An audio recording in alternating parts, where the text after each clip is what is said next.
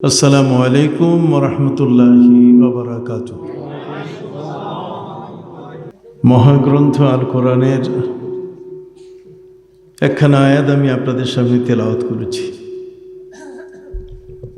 যে আয়াতের তেলাওয়াত যুগ যুগ ধরে চলে আসছে, 1400 বছর ধরে এই আয়াতের তেলাওয়াত।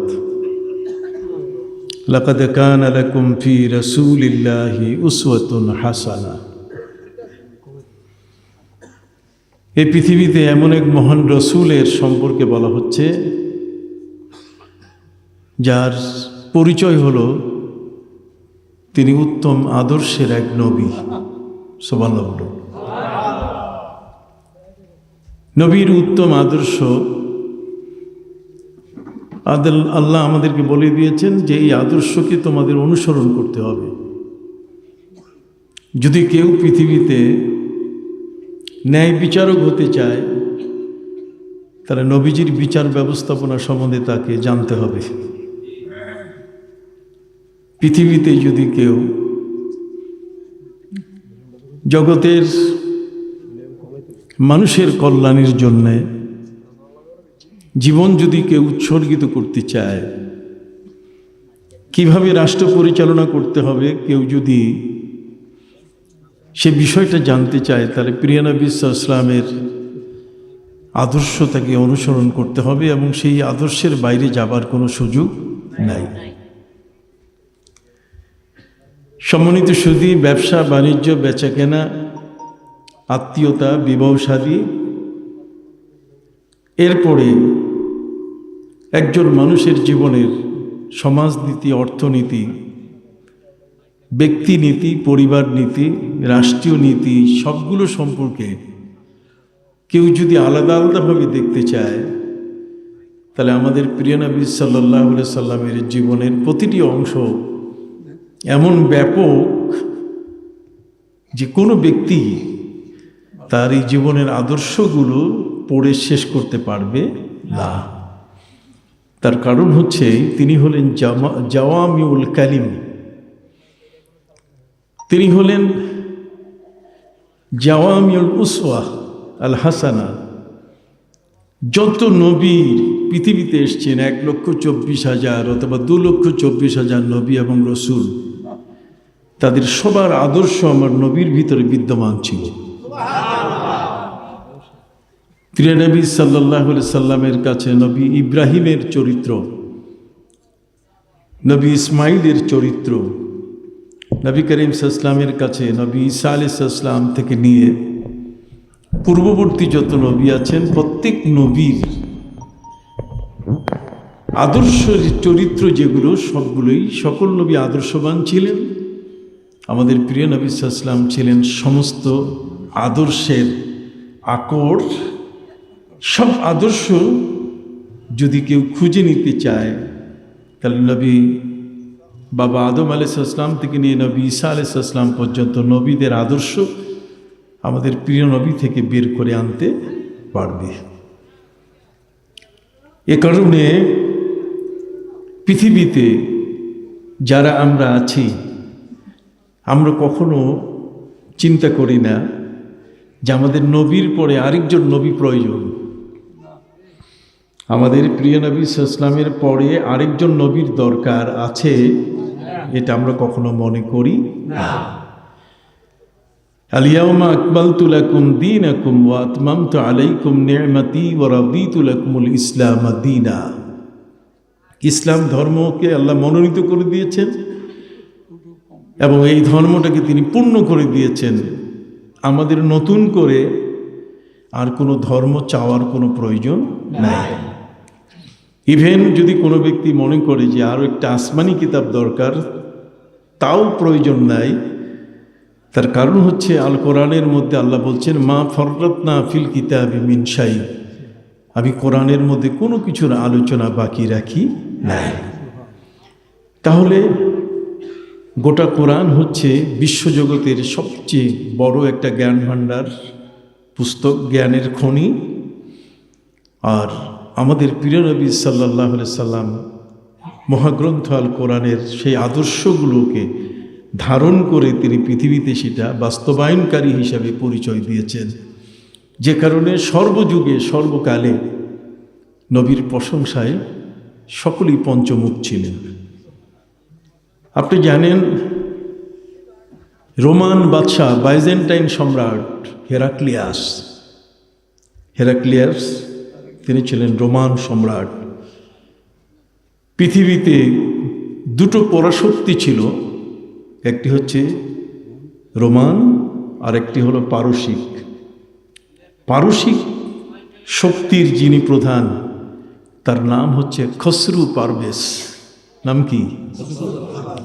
খসরু পারভেজ হচ্ছে বিশাল দোর্দণ্ড প্রতাপের অধিকারী। আর বাইজেন্টাইন সম্রাট হেরাক্লিয়াস পৃথিবীর মধ্যে এক পরাশক্তির নাম, বিশাল একটি শক্তি ধারণ করেছিল। দুইজন দুই ধরনের কাজে ব্যস্ত ছিল। রোমান সম্রাটের ধর্ম ছিল খ্রিস্টান, আর পারস্য সম্রাট খসরু পারভেজের ধর্ম ছিল অগ্নি পূজা করা, আগুন পূজা করা। একজন আগুন পূজা করত, আরেকজন খ্রিস্টান ছিল। সম্মানিত সুধী, খ্রিস্টান যারা, তারা যে উপাসনা করে, তাদের যে প্রেয়ার, এটার মধ্যে রুকু সেজদা নাই।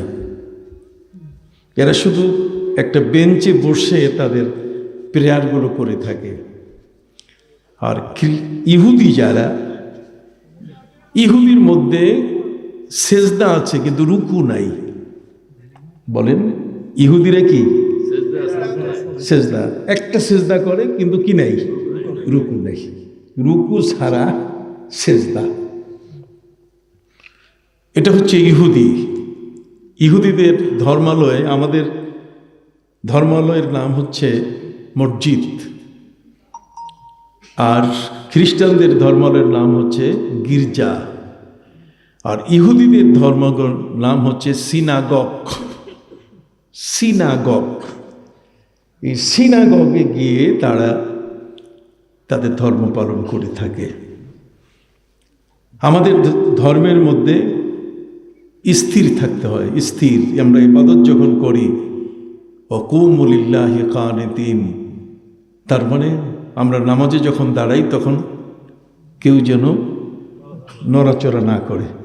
কানিতিন আই সাকিতিন, নীরব হয়ে যেন দাঁড়িয়ে থাকে।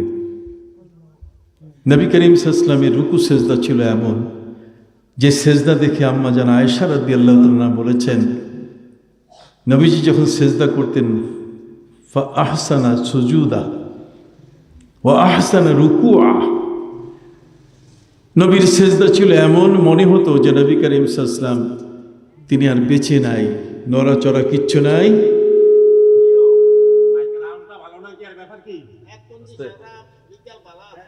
নিথর পাথরের মতো নবী করিম সাল্লাল্লাহু আলাইহি ওয়াসাল্লাম একেবারে সেজদায় পড়ে থাকলে কোনো নড়াচড়া করতেন না।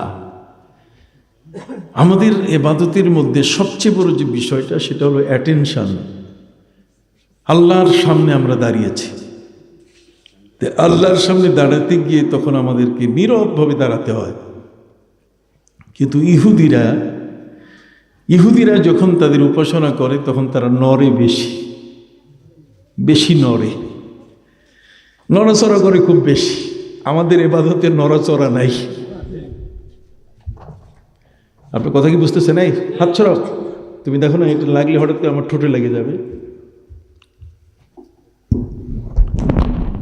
সম্মানিত সুধী, আমাদের যে ইবাদত সেটাতে কোনো নড়াচড়া কি, আমরা নীরব দাঁড়াই। রুকু হলে এমনভাবে যে রুকুতেও নড়াচড়া নাই, সেজদাও তেমন যে সেজদায় নড়াচড়া নাই। কিন্তু ইহুদিরা তারা যখন তাদের উপাসনা করে তখন কি করে? নড়াচড়া করে।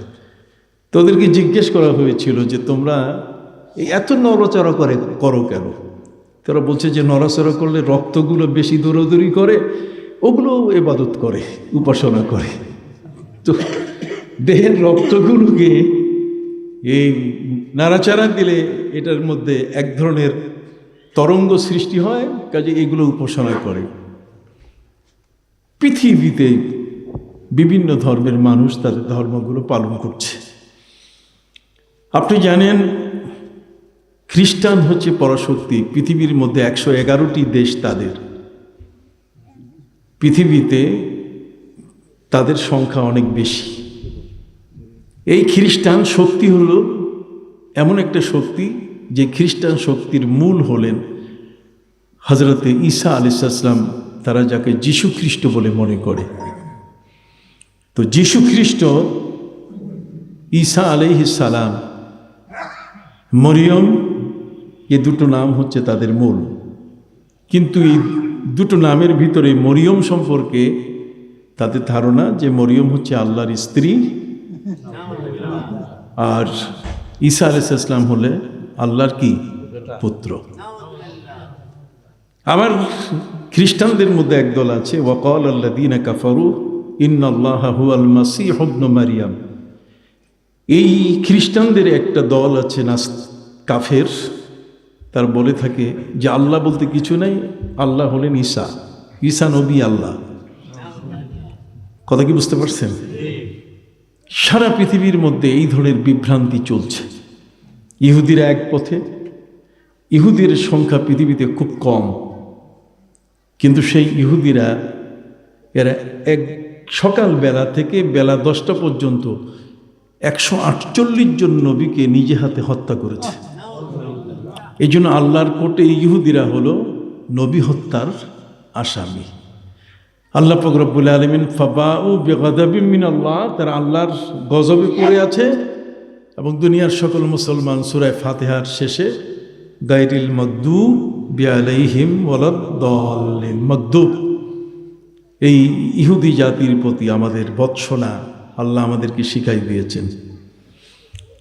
সম্মানিত সুধী, জগতের মধ্যে যত মানুষ যারা যে ধর্ম পালন করছে তার মধ্যে এক সময়কার শক্তি হলো দুটো, একটা হচ্ছে খ্রিস্টান শক্তি, আরেকটা হচ্ছে আগুন পূজারী। এই দুইটা শক্তি যখন পৃথিবীতে বিদ্যমান, ঠিক সেই সময় আমাদের প্রিয় নবী সাল্লাল্লাহু আলাইহি ওয়াসাল্লাম এই জগতের মধ্যে তাশরীফ আনেন। তিনি যখন মক্কা শরীফে জন্ম নেন, সাইয়েদা আমেনা যখন তাকে গর্ভধারণ করেন, নবীজি যখন পৃথিবীতে আগমন করলেন, তখন মক্কায় 360টি মূর্তির পূজা। ওদিকে পশ্চিমা জগতে ইহুদি এবং খ্রিস্টানদের ঝগড়া। ইহুদিরা বলে ওয়াকালাতিল ইয়াহুদু লাইসাতিন নাসারা আলা শাই, ওয়াকালাতিন নাসারা লাইসাতিল ইয়াহুদু আলা শাই। ইহুদিরা বলে খ্রিস্টান কিছু না, আবার খ্রিস্টানরা বলে ইহুদি কি কিছু না। ইহুদি এবং খ্রিস্টানদের মধ্যে বিশাল এক ঝগড়া চলছে ইউরোপ, আমেরিকা, ওই দেশগুলোতে। আর খোদ মক্কার এই জমিনের মধ্যে 360টি মূর্তির পূজা।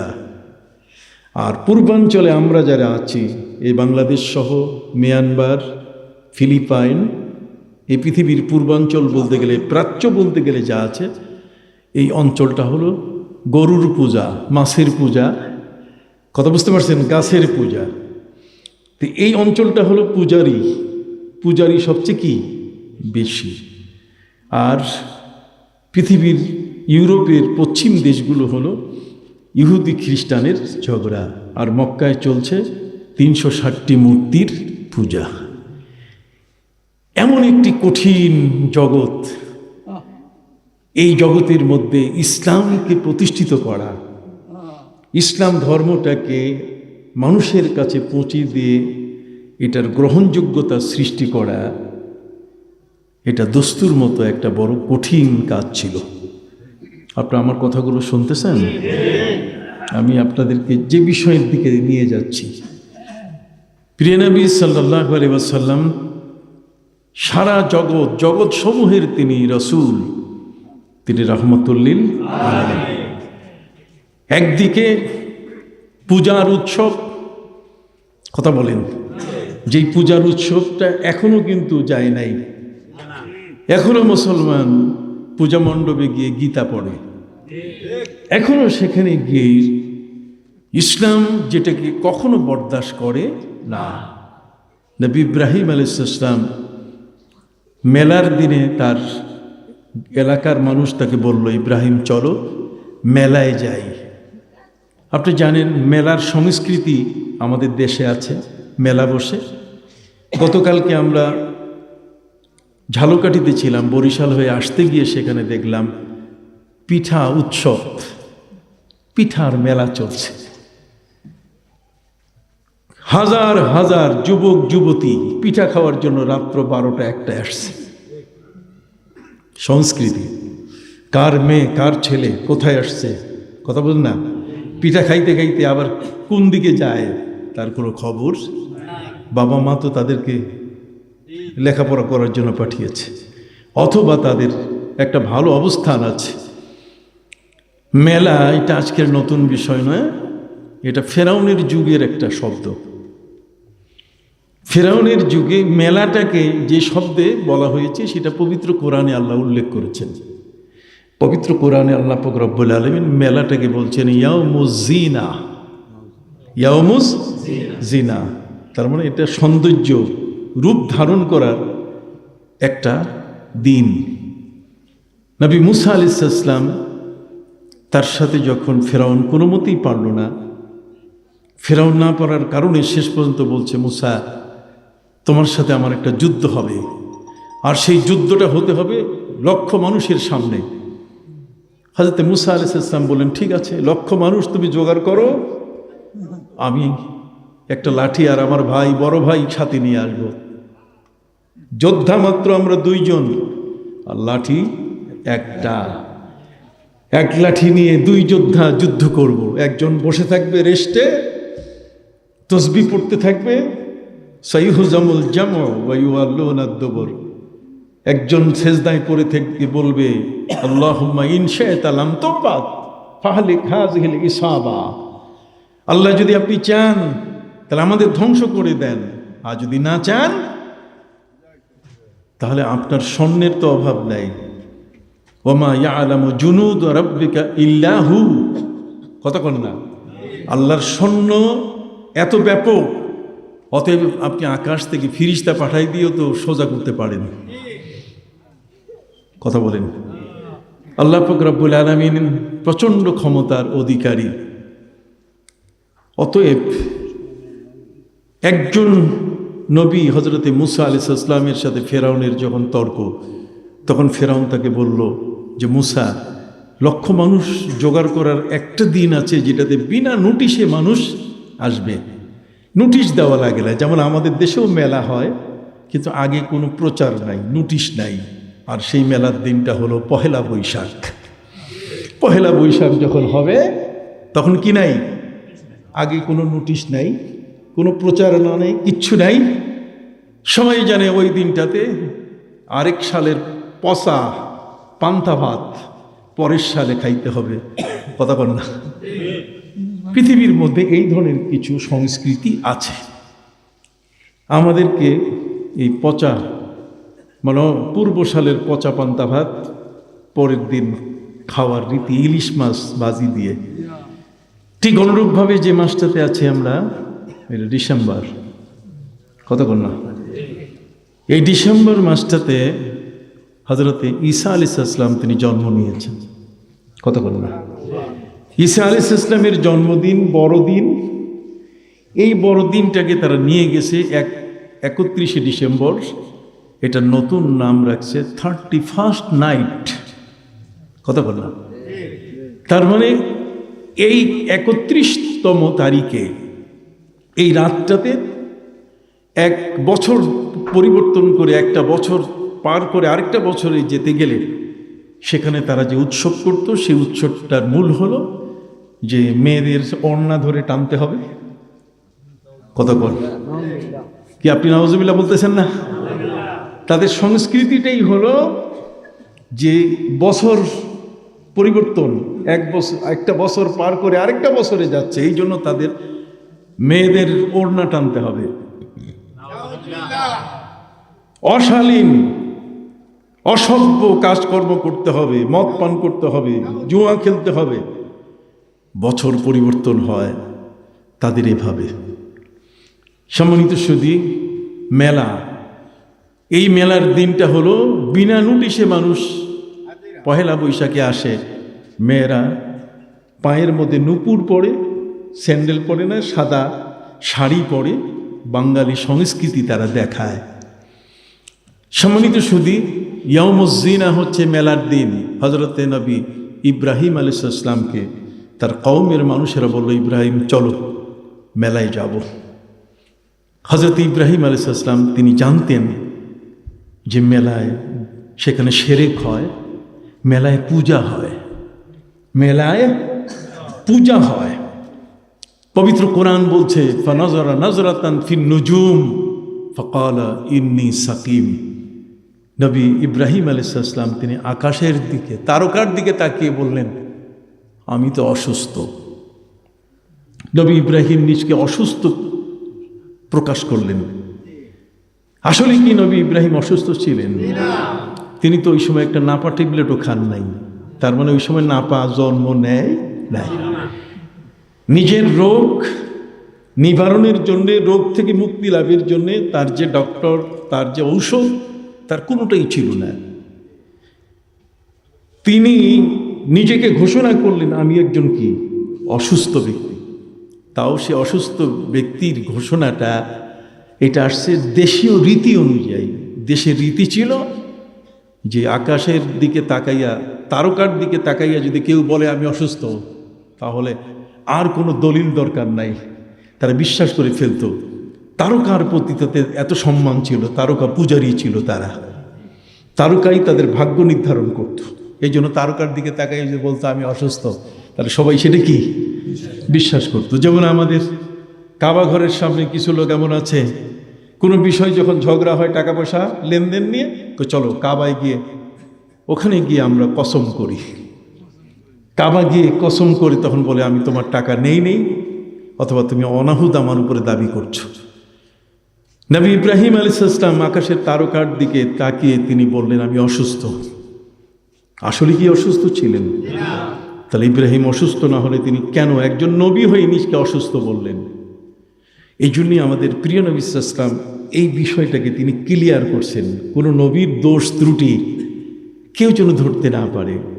আমাদের এই সমাজের মধ্যে একদল মানুষ, এরা নবীদেরকে কোনো কোনো ক্ষেত্রে দোষী সাব্যস্ত করে।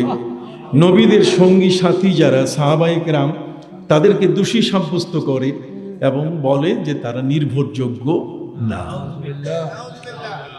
এই যে আমাদের কালচার, এই কালচারটা নতুন কোনো কালচার নয়।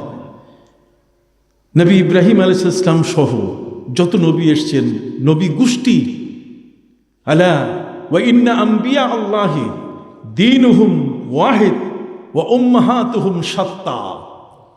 প্রিয় নবী সাল্লাল্লাহু আলাইহি ওয়াসাল্লাম বলছেন, তোমরা মনে রাখবে, সাবধান, সমস্ত নবী কিন্তু একটাই দিন প্রচার করছেন, কুল হুয়াল্লাহু আহাদ। ইসলাম প্রচার করেছেন, আল্লাহর একত্ববাদ প্রচার করেছেন। তাদের ধর্ম এক, তবে তাদের মা ভিন্ন ভিন্ন। নবীদের মা ভিন্ন ভিন্ন, কিন্তু তাদের ধর্ম কি? আল্লাহ ওয়া ইন্না আম্বিয়া আল্লাহি দীনুহুম ওয়াহিদ ওয়া উম্মাহাতুহুম শাত্তা। তাদের মা ভিন্ন ভিন্ন। নবী ইব্রাহিম আলাইহিস সালাম তিনি এমন একটা কথা বললেন, সেই কথাটাকে কেন্দ্র করে পৃথিবীতে মানুষ একদিন বলবে যে তিনি তো অসুস্থ ছিলেন না, তারপরও তারকার দিকে তাকিয়ে বললেন আমি অসুস্থ। এটা কেমন কথা? এই জন্যই নবী করিম সাল্লাল্লাহু আলাইহি ওয়াসাল্লাম তিনি বলেছেন, সাদারা মিন ইব্রাহিমা সালাসু কাযুবাত। ইব্রাহিম আলাইহিস সালাম থেকে 3টা মিথ্যা পৃথিবীতে বের হয়েছে, 3টা মিথ্যা তার মুখ থেকে আসছে, তার থেকে এসেছে 3টা মিথ্যা। এটা বুখারী শরীফের হাদিস। সাদারা মিন ইব্রাহিমা সালাসু কাযুবাত, 3টা মিথ্যা আসছে। এখন নবী যেটাকে মিথ্যা বলতেছেন, আমাদের একটা ডাউট হয়ে গেল নবী ইব্রাহিমের উপরে। নবী মিথ্যা বলতে পারেন? কথা বলেন না। নবী মিথ্যা বলতে পারেন। লাকাদ কানা লাকুম ফি রাসূলিল্লাহি উসওয়াতুন হাসানা। আমার নবী কেন আদর্শবান নবী? নবী এ কারণে আদর্শবান, তার ব্যাখ্যা না জানা পর্যন্ত আপনি কোনোদিন এর অভ্যন্তরীণ বিষয়টাকে না বোঝা পর্যন্ত আপনি মন্তব্য করলে ভুল করবেন। সম্মানিত সুধী, নবী ইব্রাহিম আলাইহিস সালামের মুখ থেকে যে মিথ্যা এসছে, তিনটা জায়গায় মিথ্যা এসেছে। এই তিনটা জায়গায় মিথ্যা আসার পেছনে যে মূল কারণ, সে কারণটা হলো নবী ইব্রাহিম আলাইহিস সালাম মেলার দিনে যখন তাকে নিয়ে যাওয়া হয়, শুনুন, মেলার দিনে যখন তাকে ডাকা হয় মেলাতে যাওয়ার জন্য, তখন তিনি বলেছিলেন আমি অসুস্থ। আমার নবী বলছেন যে তিনি যে কথাটি বলছেন এটা বাহ্যিক দৃষ্টিতে এটা মিথ্যা, কিন্তু আসলে এটা কি না, মিথ্যা। কিছু কথা এমন আছে যে কথাগুলো শুনলে মনে হয় কি মিথ্যা, কিন্তু আসলে কি নয়, মিথ্যা নয়। এই আসলে মিথ্যা নয়, এই বিষয়টা যদি আপনি উপলব্ধি করতে না পারেন, যদি রহস্যটা আপনার জানা না থাকে, তাহলে নবীর সম্পর্কে আপনার ধারণা ভালো হবে না। যেমন ওহী যখন আল্লাহর পক্ষ থেকে নবীর কাছে আসে, মাইকটা আজকে খুব ডিস্টার্ব করতেছে, নবীর উপরে যখন আল্লাহর পক্ষ থেকে ওহী আসে, ওহী পাঠান কে? আল্লাহ, আর গ্রহণ করেন কে? নবী। এই ওহীটা কখনো ডাইরেক্ট নবীর সিনায় আসে, কখনো জিবরাইলের মাধ্যমে আসে, তাও ঘন্টার আওয়াজে, টুনটুন আওয়াজে। আল্লাহর একটা বাণী প্রিয় নবী সাল্লাল্লাহু আলাইহি ওয়াসাল্লামের কাছে যখন আল্লাহ পাঠান, তখন অর্ডিনারি এমনি এমনি পাঠান না। সৌদি আরবের বাদশাহ পৃথিবীর কোনো প্রেসিডেন্টের কাছে চিঠি লিখলে এটা ডাকে ফালায় দেয় না, স্পেশালভাবে একটা আলাদা প্লেনে স্কাউট করে সম্মানের সাথে একজন প্রেসিডেন্টের কাছে পাঠায়। আল্লাহর বাণী তার নবীর কাছে আসতেছে, সেই নবীর কাছে বাণী আল্লাহ তাআলা জিবরিল আমিনকে দেন। জিবরিল আমিন তিনি এত বড় শক্তিশালী একজন ফিরিস্তা, 600 পাখাই শুধু আছে তার। আল্লাহর এই বাণীটার ওয়েট এত বেশি, এটাকে ধারণ করে যখন নবীর কাছে নিয়ে আসতেন, তখন একা আনতেন না, তার সাথে সহযোগিতায় 70,000 ফিরিস্তা তিনি সঙ্গে নিতেন। এই 70,000 ফিরিস্তা সবাই মিলে পাখা ঘুরাতো। আল্লাহর কোরআন নবীর কাছে আসতেছে, তা আল্লাহর বাণী নবীর কাছে আসতেছে। এটা এমন একটা বাণী যে বাণীটা নবী শুধু বুঝেন, আর কেউ বুঝে না। কথা কন না? তাহলে সেই দিক থেকে তিনি নবী। এখন এই রহস্য যদি আপনার জানা না থাকে, তাহলে তো আপনি তাকে সাংবাদিক বলে ফেলবেন। আপনি বলবেন যে উনি একজন সাংবাদিক, তার মানে সাংবাদিকের কাছে এই ধরনের কোনো কথা তো কখনই আসে না। কিন্তু নবীর কাছে যে কথাটা আসে, সে কথাটা আল্লাহর পক্ষ থেকে আসে। তিনি নবী এই কারণে, নবী যে কেউ হতে পারে না, কিন্তু সাংবাদিক যে কেউ হতে পারে। আপনি কথা বুঝতে পারছেন?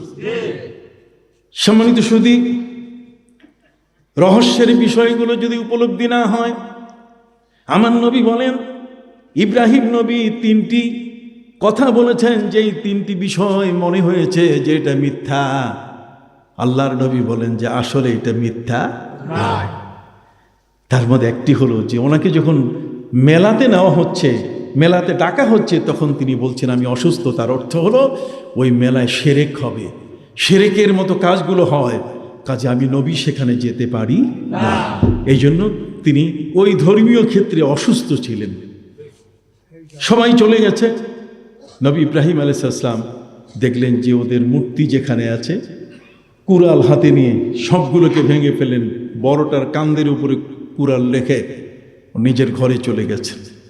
মেলা থেকে ফিরে এসে দেখে যে ওদের মূর্তি একটাও ঠিক নাই, সব ভাঙচুর কে জানি করে ফেলেছে, আর বড়টার কাঁধের উপরে কি কুড়াল। এখন বড়টার কাঁধের উপরে করা কুড়াল, এটাতে সন্দেহ সৃষ্টি হয়েছে। সবাই মিলে বলছে যে এইটাই কি বাকিগুলারে কুড়াল দিয়ে মারলো না অন্য কেউ? সবাই বলছে যে না, এ তো নিথর হয়ে দাঁড়ায় আছে, এটা ইব্রাহিম ছাড়া কেউ করে না। হযরত নবী ইব্রাহিমকে অ্যারেস্ট করা হলো, বন্দি করে সেই জায়গায় এনে নবী ইব্রাহিমকে বলা হলো যে এই মূর্তিগুলো কি তুমি ভেঙেছ? হযরত ইব্রাহিম আলাইহিস সালাম তিনি উত্তর দিলেন, কাবীরুহুম হাযা ফাসআলুহু ইন কানু ইয়ান্তিকুন। যে এটা ভাঙছে সে এখানে উপস্থিত আছে, পারলে তাকে জিজ্ঞাসা করো, ফাসআলুহু ইন কানু ইয়ান্তিকুন, যদি সে কথা বলতে পারে। কথা বল না? এই সবাই যারা আছে মূর্তিগুলো, এদেরকে জিজ্ঞাসা করো, যেটা ভাঙছে সেটা এখানে আছে। এখন এই যে এখানে আছে, এখানে কোনটা? এটা কি বড় মূর্তিটা না নবী ইব্রাহিম? কোনটা? কথার ধাঁধা, কতক্ষণ না এই কথার ধাঁধার মধ্যে তিনি ছিলেন। অতএব নবী ইব্রাহিম আলাইহিস সালাম এখানে যে কথাটা বললেন, কোরআন বলে দিচ্ছে কাবীরুহুম হাযা, বড়টা এখানে আছে, যে মারছে সে তোমাদের পাশেই আছে দাঁড়ানো। ফাসআলুহু ইন কানু ইয়ান্তিকুন। তাহলে এখানে হযরত নবী ইব্রাহিম আলাইহিস সালাম তিনি যে কথাটা বললেন সেটা তো মিথ্যা না, কিন্তু বাহ্যিক দৃষ্টিতে মনে হচ্ছে কি যে তিনি একটা সত্যকে গোপন করলেন। এটাকে তাওরিয়া বলে। কি বলে? তাওরিয়া বলে। এটা জায়েজ আছে। নবী ইব্রাহিম আলাইহিস সালাম মেলাতে যাওয়ার সময় বলছেন আমি অসুস্থ, এটা মিথ্যা ছিল না, বাহ্যিক দৃষ্টিতে কি মিথ্যা। আরেকটা হলো স্ত্রী সারা আলাইহিস সালামকে নিয়ে যখন তিনি মক্কায় আসতেছিলেন তখন মাঝখানে একটি দেশ ছিল, যেই দেশের মধ্যে ঢুকলে কোনো জালেম বাদশাহ সে জায়গায় থাকতো। সেই জালেম বাদশাহ যদি জানতে পারতো যে কোনো মুসাফির এই পথ দিয়ে যিনি যাতায়াত করছেন তার সাথে যদি কোনো নারী থাকে আর সেটা যদি তার স্ত্রী হয়, তাহলে ওই নারীকে নিয়ে তার ইজ্জত সে নষ্ট করে। নবী ইব্রাহিম স্ত্রী সহ এই জালেমের কাছে তাকে নেওয়া হলো, তাদেরকে নেওয়া হলো। নবী ইব্রাহিম আলাইহিস সালামকে প্রশ্ন করা হয়েছে এই নারী আপনার কে? নবী ইব্রাহিম আলাইহিস সালাম বললেন যিনি আমার বোন, ইনি আমার কি আসলে কি স্ত্রী, আসলে কি স্ত্রী। আর নবী ইব্রাহিম পরিচয় দিলেন কি বোন। আপনি এগুলো কিছুই জানলেন না, আপনি আল্লাহর সম্বন্ধে কিছুই জানেন না, আপনি হঠাৎ করে বলে ফেললেন আল্লাহ সর্বশক্তিমান না। কতক্ষণ না আপনি আল্লাহর সম্পর্কে এমন একটা কথা বলে ফেললেন যে পৃথিবীতে এ যাবত যারা বলে আসতেছে আল্লাহ সর্বশক্তিমান তাদের জ্ঞানের উপরে আপনি চুনকানি দিলেন। আমি কি আপনাদের বুঝাইতে পারছি? বন্ধুরা আমার, নবী ইব্রাহিম আলাইহিস সালাম তিনটি জায়গায় তিনটে কথা বলেছিলেন।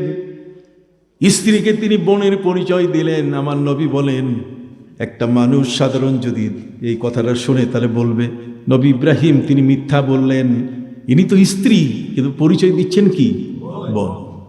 আল্লাহর নবী সাল্লাল্লাহু আলাইহি ওয়াসাল্লাম তিনি বলছেন যে আসলে বোন। তার কারণ নবী ইব্রাহিম আলাইহিস সালাম যে হযরতে সারাকে বিয়ে করছেন, সারা হলেন তার চাচাতো বোন। এই জালেম বাদশার কাছে বোনের পরিচয় যদি দেওয়া হয় তাহলে তার ইজ্জত নষ্ট করে না।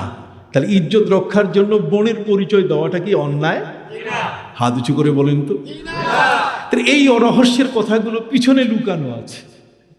এটা যদি আপনি না জানেন তাহলে বাহ্যিকটা দেখেই আপনি বলতে পারেন কি যে এটা একটা মিথ্যা কথা, এটা একটা মিথ্যা কথা। তাহলে আপনার এই জ্ঞানটা পবিত্র হওয়া দরকার। জ্ঞানে যদি পোকা থাকে, জ্ঞানের যদি জং ধরে যায়, তাহলে ওই জংটা ক্লিয়ার না করা পর্যন্ত আপনার মাথার মধ্যে ঘুরতেই থাকবে ইব্রাহিম নবী মিথ্যা বলছে, এই করছে সেই করছে। এই জন্য আমার নবী সাল্লাল্লাহু আলাইহি সাল্লাম সে কথাটি বলে দিয়েছেন।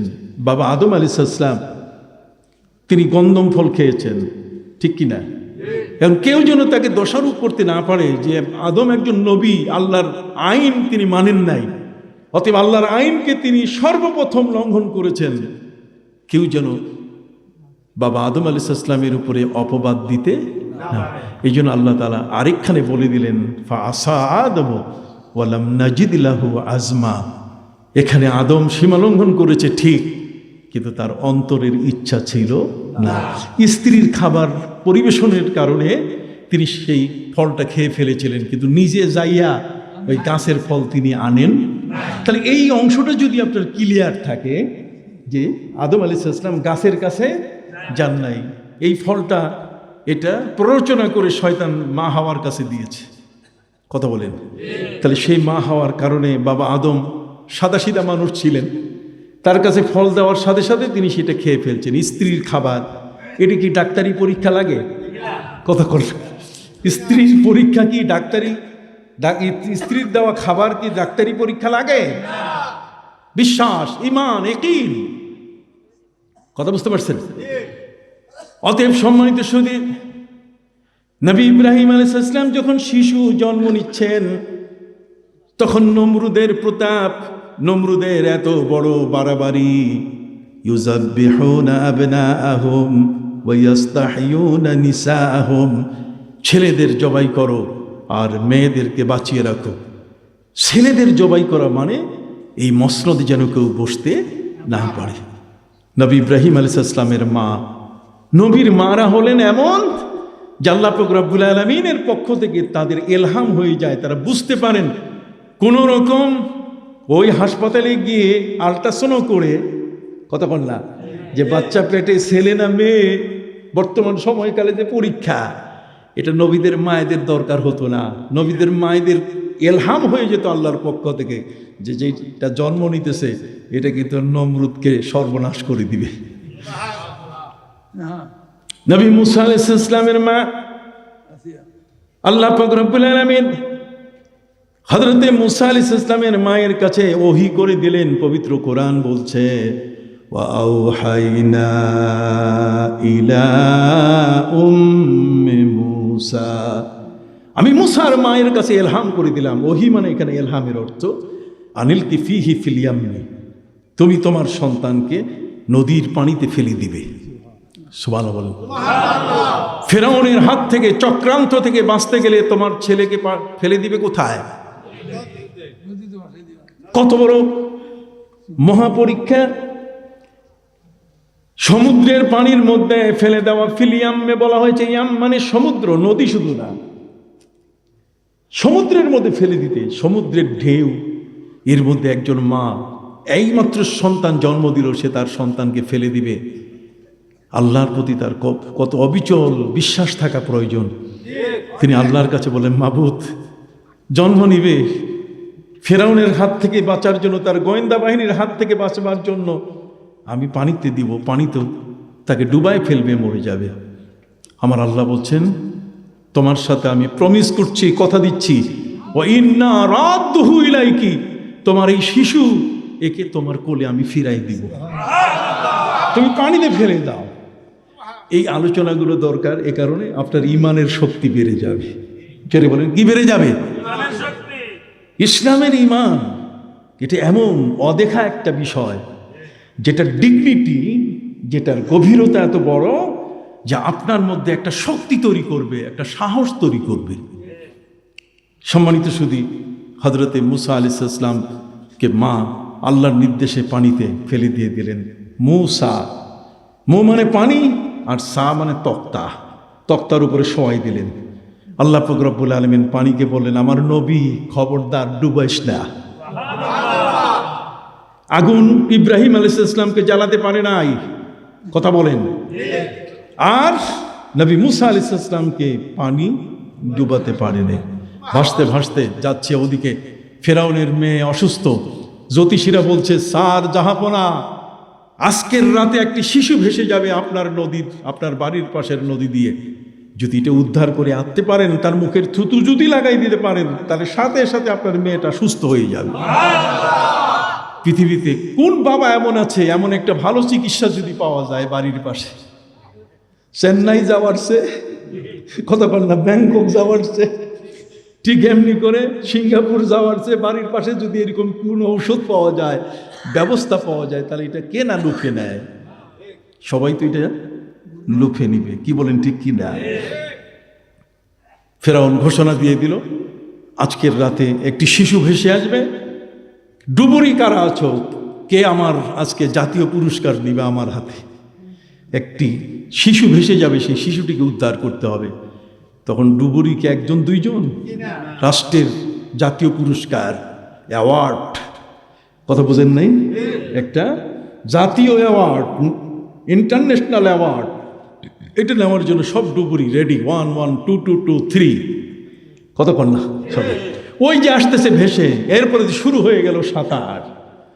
সাঁতারুরা সাঁতার দিয়ে প্রথম যে পেয়েছে নিয়ে আসলো। ফেরাউন তাকে মোটা অঙ্কের সম্মান দিয়ে এরপরে সেই শিশুটাকে কোলে নিয়ে হযরত আসিয়ার কোলে দিয়ে বলছে যে তার থুতুটা লাগাই দাও। লাগাই দেওয়ার সাথে সাথে সেই শিশুটির থুতু দিয়ে তার মেয়ে সুস্থ হয়ে গেল।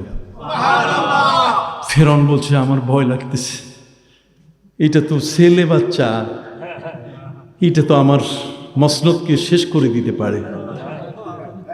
স্ত্রী বুঝে আলাইছে, বলো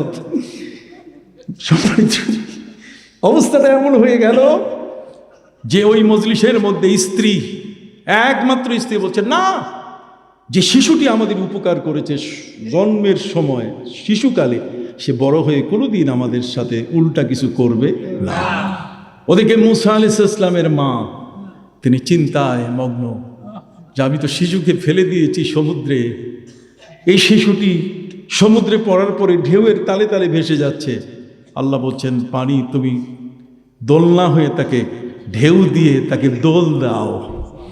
সেই দোলনার দোলন খেতে খেতে, দোলনার দোলন খেতে খেতে ফেরাউনের বাড়িতে এখন হযরতে মুসা আলাইহিস সালামের মা মুসা আলাইহিস সালামের বোনকে বললেন, যাও তুমি একটু দেখো দেখি নদীর পাড়ে পাড়ে হাঁটতে হাঁটতে কোথায় গেল। ওখানে যাওয়ার প্রস্তুতিতে সে হাঁটছে, চরমভাবে দৌড়াচ্ছে, ভাই কোথায় গিয়ে থামতেছে। ইতিমধ্যে তাকে তোলা হয়েছে। এখন বাচ্চার মুখের থুতু থেকে যে চিকিৎসাটা নেওয়ার পরে মেহমানদারির পালা আসলো।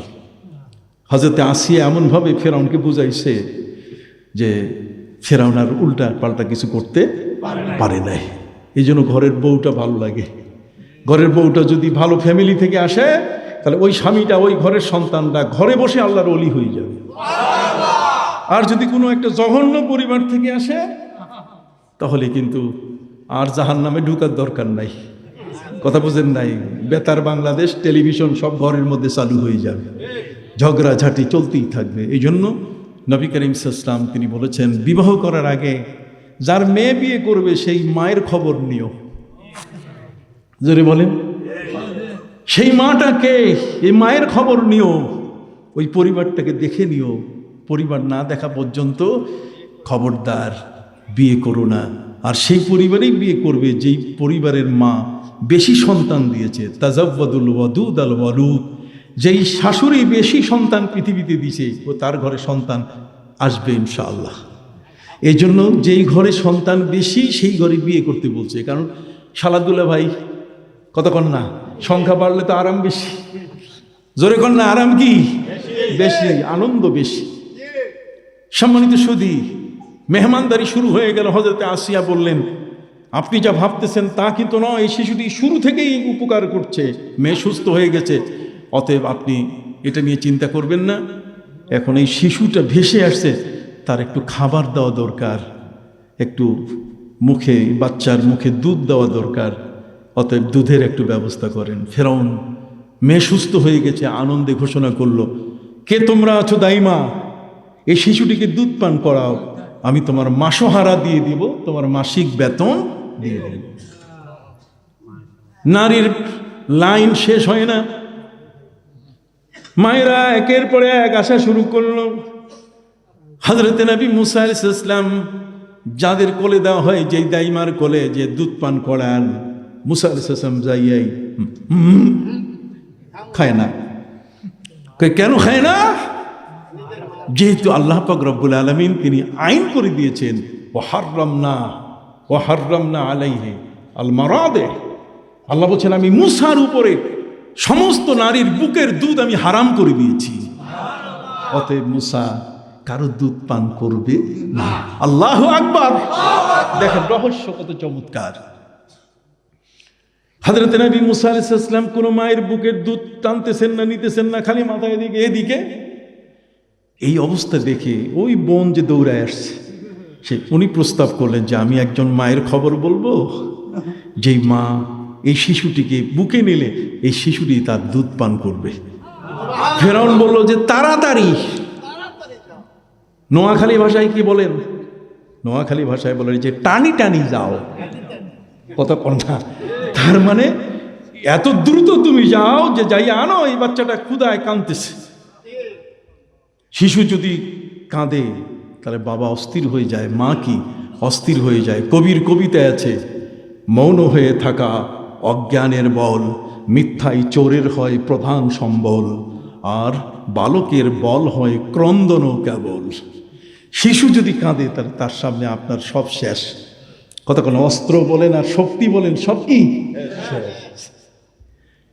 হযরত নবী মুসা আলাইহিস সালামের বোন মায়ের কাছে গিয়ে বলছে, মা রে, ভাইয়া কারো দুধ খাচ্ছে না। ওদিকে আল্লাহর ওয়াদা, ওয়া ইন্না রাদ্দুহু ইলাইক, আমি তোমার বাচ্চা তোমার কোলে ফিরাই দিব। দেখছেন আল্লাহ কত কৌশল করে ফিরাই দিতেছেন মায়ের কোলে। আল্লাহু আকবার। সে আল্লাহ এখন আছেন কিনা? তিনি সর্বশক্তিমান কিনা? অতএব সর্বশক্তিমান, ওয়া হুয়া আলা কুল্লি শাইইন কাদির, মহা সর্বশক্তিমান তিনি। আর সর্বশক্তিমানটাকে খর্ব করে তুমি বলতেছে যে না, এটা সেরেক হয়ে যাবে। বেটা, কোন জায়গায় পড়ছো? জ্ঞানের পোকা জমছে, ময়লা জমে গেছে, এগুলা ওই অলির দরবারে যাও, ফু দিয়ে সরাই দিবে, এছাড়া আর কোনো চিকিৎসা পৃথিবীতে নাই। কথা খেয়াল করেছে? সম্মানিত সুধী, হযরতে মুসা আলাইহিস সালামের মা তিনি যখন কাছে আসলেন, কাছে আসার পরে বাচ্চার মধ্যে একটা গুণ সবসময় বিদ্যমান থাকে। একটা গুণ সবসময় কি বিদ্যমান থাকে? সে গুণটা হচ্ছে সেন্সিভিটি। সেন্সিভিটি শব্দের অর্থ হলো, আপনি দেখবেন যে বাচ্চা আর মা, এটার মধ্যে এত একটা কানেকশন। বিদেশে বিরাজ্যে যার সন্তান মারা যায়, পশু পক্ষী জানার আগে আগে জানেন মা। মায়ের রাড়ারটা এত শক্তিশালী যে সন্তানের সাথে এটার কানেকশন এত বড়। হযরতে মুসা আলাইহিস সালাম যখন তার মা কাছে আসলো, তখনই তিনি হাত উঁচু করে, কান্না বন্ধ হচ্ছে আর হাত উঁচু করে মনে হয় লাফায় পড়বেন। মা কাছে আসার সাথে সাথে হযরতে মুসা লাফিয়ে গেলেন তার কোলে, বুকের দুধ ধরে দেওয়ার সাথে সাথে পান করা শুরু করলেন অমিয় সুধা। ফেরাউন বলল, তুমি আমার রাজধানীতে, আমার মহলেই তুমি থাকো, বাচ্চাটাকে তুমি লালন করো। কবি বলেন, ওয়া মুসাল্লাযী রব্বাহু জিবরিল ফাহুয়া কাফিরুন ওয়া মুসাল্লাযী রব্বাহু ফিরআউন ফাহুয়া মুসলিমুন। দুই মুসা পৃথিবীতে আসছে। কয় মুসা? আপনাদের কষ্ট হচ্ছে না তো? দুইজন মুসা পৃথিবীতে আসছে। একজন মুসাকে তার মা জেনা করে পেটে ধারণ করে পাহাড়ের মধ্যে তাকে ফেলে দিয়ে আসছে। কথা বলেন? পাহাড়ের মধ্যে বাচ্চাটা ফেলে দিয়ে সে বাঁচলো। আমাদের শহরগুলোতে এখন ডাস্টবিনে বাচ্চা ফালাই দেয়, অবৈধ সন্তানগুলো কি ফালাই দেয়, এভলিউশন করে। এই যে এভলিউশন, এটা কিন্তু আমেরিকায় খ্রিস্টানদের দেশে কোনো বাচ্চা যদি কারো পেটে চলে আসে আর সে যদি কোনো হাসপাতালে গিয়ে বলে যে আমি বাচ্চাটা ফেলে দিব, কোনোদিন দিবে না। অথচ আমাদের দেশে কয়েকটা টাকা, কয়েকটা পয়সার কারণে একটা মহামূল্যবান জীবনকে তারা শেষ করে দেয়। ঔষধ খাওয়াইয়া হোক বা যেভাবে হোক, এটা ফেলে দেওয়ার ব্যবস্থা করে। এই নোংরা কাজগুলো। লাকাদ কানা লাকুম ফি রাসূলিল্লাহি উসওয়াতুন হাসানা। নবীর আদর্শে আমরা আসব। আমাদের জীবন পরিবর্তন করতে হবে। জীবনটাকে এইভাবে রাখা যাবে আর পরিবর্তন করতে গেলে জায়গা মতো যাইতে হবে। বেজাগায় গেলে আবার পরিবর্তন হবে না। কথা বল না? এখন যদি লালনের কাছে যান, তো সে তো আপনাকে শিখাবে যে আল্লাহও নাই, রসুলও নাই, কোরআনও নাই, কিতাবও নাই। কথা বোঝেন নাই? এই সমস্ত জায়গায় যাবেন না যে জায়গায় আল্লাহ রসুল পাওয়া যায়, যেখানে আখিরাত পাওয়া যায়? হাত উঁচু করে বলি। সম্মানিত সুধী, জগতের মধ্যে হযরতে মুসা আলাইহিস সালামের লালনের ব্যবস্থা আল্লাহ পাক রব্বুল আলামিন ফেরাউনের হাতে করেছেন। এই জন্য আল্লাহর এমন কতগুলো কৌশল আছে যে কৌশল কখনো মানুষ নিজে নিজে নিজের জ্ঞান দিয়ে উপলব্ধি করতে পারে না। এই অংশটুকু ঘুরে যখন মুসা আলাইহিস সালামের মা পর্যন্ত কোনো একজন জ্ঞানী ব্যক্তি ফিরে আসবে, তখন এই আল্লাহর সম্পর্কে তার একটা ধারণা তৈরি হয়ে যাবে যে আসলেই পানিতে তাকে ডুবালো না, সাঁতারুরা সাঁতার কেটে তাকে নিয়ে আসলো। আর ফেরাউনের মতো একটা জঘন্যতম রাজদরবার, কথা বল না, সেখানে বাচ্চাকে মেরে ফেলাই হচ্ছে তাদের কাজ, সেখানে সে মারতে পারলো না। আর মায়ের কাছে আল্লাহর ওয়াদা যে তোমার সন্তান তোমার কোলে আমি কি ফিরাই দেব, তাও আল্লাহ কি দিলেন? ফিরাই দিলেন। এখন মাসিক বেতনও হলো, নিরাপত্তাও হয়ে গেল। ফেরাউনের ঘরে হযরতে মুসা আলাইহিস সালাম বড় হওয়া শুরু করলেন। সুবহানাল্লাহ বলেন। হযরতে নবী মুসা আলাইহিস সালাম যখন ফেরাউনের বিরুদ্ধে মিশরের পল্টন ময়দানে মুসা আলাইহিস সালাম ফেরাউন তাদেরকে ডাক দিয়েছে, গোটা দেশের মানুষকে। ফেরাউনের উজির নাজির বলছে, স্যার 40 দিন পরে আপনি পেশাব করেন। স্যার এতদিন পর পর পেশাব করি তো মানুষ না, আপনি তো খোদা হয়ে গেছেন। তো কাজী এটা ডিক্লেয়ার করা দরকার, এটা ঘোষণা দেওয়া দরকার। আমরা শুধু শিকাই দিব, চিল্লাই উঠবো, তোমার ভাই আমার ভাই, নামাজ নাই রোজা নাই, আছে না? চিৎকার দেয় না? ওই যে ফুলের মতো পবিত্র যারা, তাদের সম্পর্কে স্লোগান দিতে গিয়ে বলে, তোমার ভাই আমার ভাই, নামাজ নাই রোজা নাই। আসর কেমনে গেল আর মাগরিব কেমনে গেল কোনো খবর। এরা প্রার্থী, এরা কি প্রার্থী, এরা দেশ চালাবে, এরা জাতি গড়বে, কতক্ষণ না এদের দ্বারা ইসলাম প্রতিষ্ঠিত হবে। সম্মানিত শুধু এটা অসম্ভব ব্যাপার, এগুলো কখনোই হবে না। আমার কথায় কি বেজার হচ্ছেন? সম্মানিত সুধী বন্ধুরা আমার, পৃথিবীর মধ্যে আল্লাহ পাক রব্বুল আলামিন যত নবী এবং রসুল পাঠিয়েছেন, প্রত্যেকের জীবনের সাথে এই ধরনের অলৌকিক ঘটনা একটার পর একটা এমন ভাবে আল্লাহ এঁটে দিয়েছেন। এই জন্য আল্লাহ পবিত্র কোরআনে বলেছেন, ওয়াজকুর ফিল কিতাবি ইসমাঈল, ওয়াজকুর আবদানা আইয়ুব, ওয়াজকুর ফিল কিতাবি ইব্রাহিম। নবীদের জীবনী পড়তে বলছে, নবীদের জীবন চর্চা করতে বলছে, তাদের জন্ম বৃত্তান্ত, পৃথিবীতে তারা কিভাবে আসলেন, কিভাবে বড় হলেন ইত্যাদি। অতএব নবী করিম সাল্লাল্লাহু আলাইহি ওয়াসাল্লাম সম্বন্ধে বলেছেন আল্লাহ তাআলা, ওয়া রাফা'না লাকা যিকরাক, আপনার আলোচনা সবার উপরে, যত নবীর আলোচনা তার চেয়ে আপনার আলোচনা সবার কি উপরে। যা হোক, ফেরাউন, এই ফেরাউনের সাথে মুসা আলাইহিস সালামের যুদ্ধ। আর সেই যুদ্ধ মুসা যখন দেখলেন যে ফেরাউন সারা মিশরের মানুষকে একত্রিত করেছে, এখন সে একটা বক্তৃতা দিবে, খোদাই বক্তব্য। তার বক্তব্যটা 2 অক্ষরের বক্তব্য, 2টা শব্দের বক্তব্য। কতক্ষণ? ফাহাসারা ফানাদা, ফাহাসারা ফা। কোরআন যে কত চমৎকার মহাসাহিত্য গ্রন্থ, বিশাল সমাবেশটাকে ফাহাসারা, হাসর, হাসর মানে সমাবেশ, ফানাদা, এরপর ফেরাউন বক্তব্য দিল। কথা বুঝে গেছে? সেই বক্তব্যে ফেরাউন জাতির কাছে বক্তব্য দিচ্ছে, ইয়া কওমি আলাইসা লি মুলকু মিসরা ওয়া হাযিহিল আনহারু তাজরি মিন তাহতি। হে আমার সম্প্রদায়, এই মিশরের কি আমি অধিকর্তা নই? মিশরের সমস্ত নদীর চাবি আমার হাতে, এর স্লুইস গেটের চাবি আমার হাতে। আনা রব্বুকুমুল আলা, আমি তোমাদের সর্ব উচ্চ খোদা। কথা কন না? অতএব তোমরা যদি আমাকে খোদা বলে স্বীকার না করো, তাহলে পানি বন্ধ করে দেব, তোমাদেরকে পানিতে মারবো, আমি ভাতে মারবো। কথা কন না?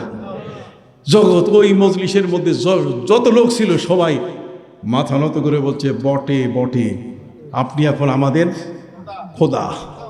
হযরতে মুসা আলাইহিস সালাম পিছনে একেবারে কান বরাবর লাঠি লাঠি উঁচা করে বলছে, থামো, বক্তব্য প্রত্যাহার করো। ফেরাউন বলছে, দেখো কেডা, কে? তখন সবাই বলছে মুসা। ফেরাউন হতচক হয়ে গেল। একজন নবীর হুঙ্কার, একজন ইমানদার ব্যক্তির হুঙ্কার পৃথিবীর কাফেরের অন্তরগুলো থরথর করে কাঁপিয়ে দেয়। হযরতে মুসা আলাইহিস সালাম তার এক হুঙ্কারে গোটা সেই ময়দানের যত উপস্থিতি সবগুলো থরথর করে কেঁপে উঠল। ফেরাউন বলছে, কে? সবাই বলছে মুসা। ফেরাউনের স্টাইল বদলে গেল বক্তব্যের, যা বলবে সেটা তো বলার কথা, কিন্তু এখন সে মুসার সম্পর্কে পরিচয় দিচ্ছে। মুসা নবীকে লক্ষ্য করে বলছে, মুসা আলাম নুরাব্বিকা ফিনা ওয়ালিদা, আলাম নুরাব্বিকা ফিনা ওয়ালিদা ওয়ালাবিস্তা ফিনা মিন উমরিকা সিনিন। রে মুসা, আমি কি তোমাকে ছোট থেকে বড় করি নাই? আমার ঘরে তুমি বড় হও নাই?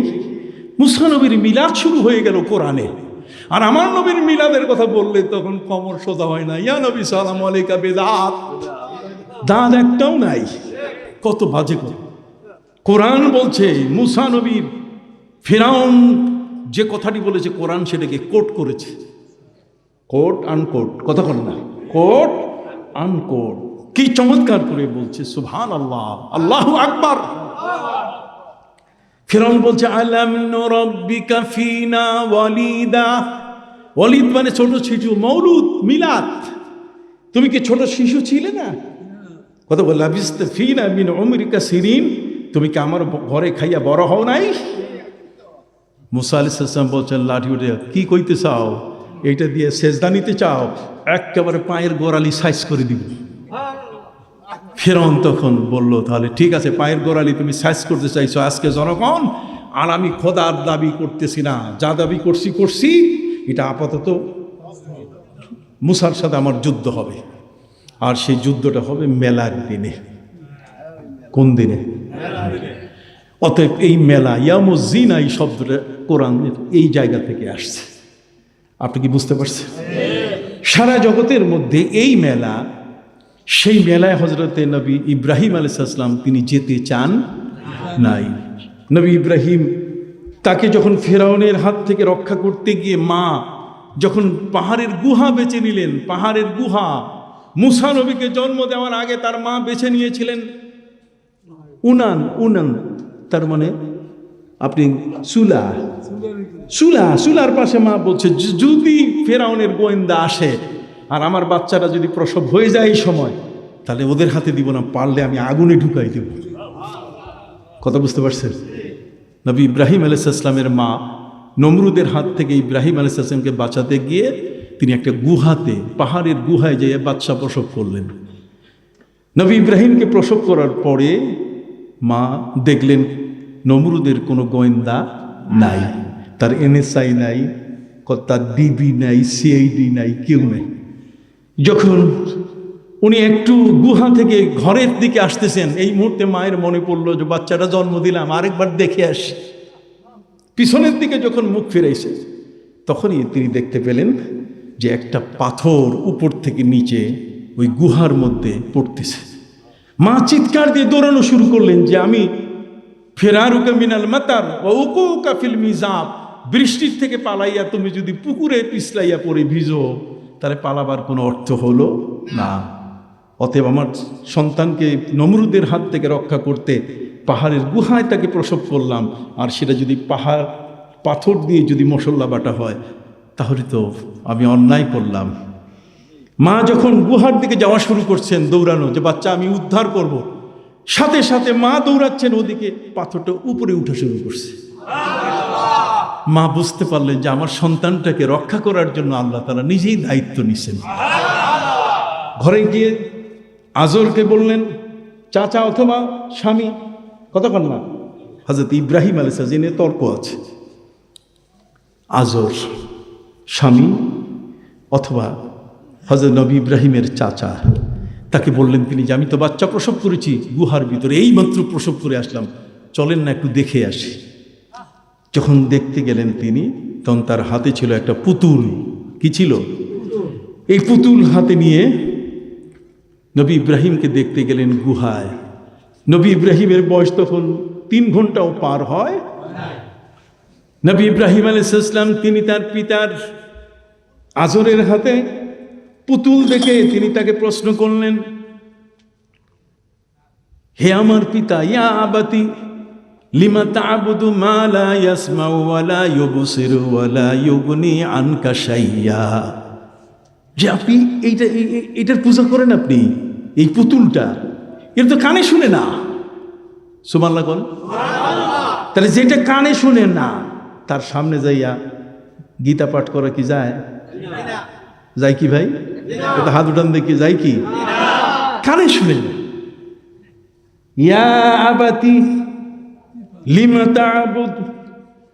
তা'বুদু মা লা ইয়াসমাউ ওয়া লা ইউবসিরু ওয়া লা ইউগনি আনকা শাইআ, যে কানে শুনে না, যে চোখে দেখে না, যে গাছের পাশে ওকে দাঁড় করাইয়া রাখলে কুত্তায় পেশাব করে, ব্রাশ ফায়ার করে, তারপরও কুত্তা খেদাবার ক্ষমতা নাই, এটার আপনি পূজা করেন।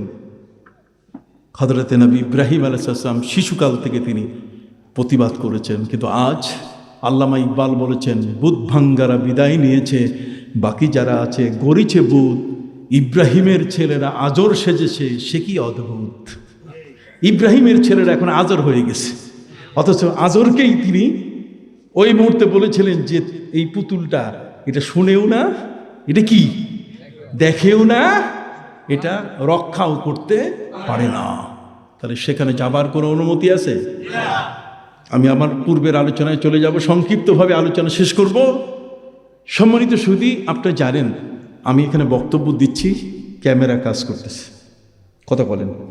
এই মুহূর্তে সারা পৃথিবী কিন্তু আমাকে দেখছে, আমেরিকা বলেন, ইউরোপ বলেন, কথা বলছে, লন্ডন থেকে নিয়ে সেনজেনের যতগুলো দেশ আছে, ইটালি থেকে নিয়ে, ফিনল্যান্ড থেকে নিয়ে, নেদারল্যান্ড থেকে নিয়ে, সবগুলো আমাকে দেখতে পাচ্ছে। যত মুসলিম বা যারা এই মুহূর্তে আমাকে দেখছেন, এই ক্যামেরাটা আমার ফাঁকি দেওয়ার কোনো সুযোগ নাই।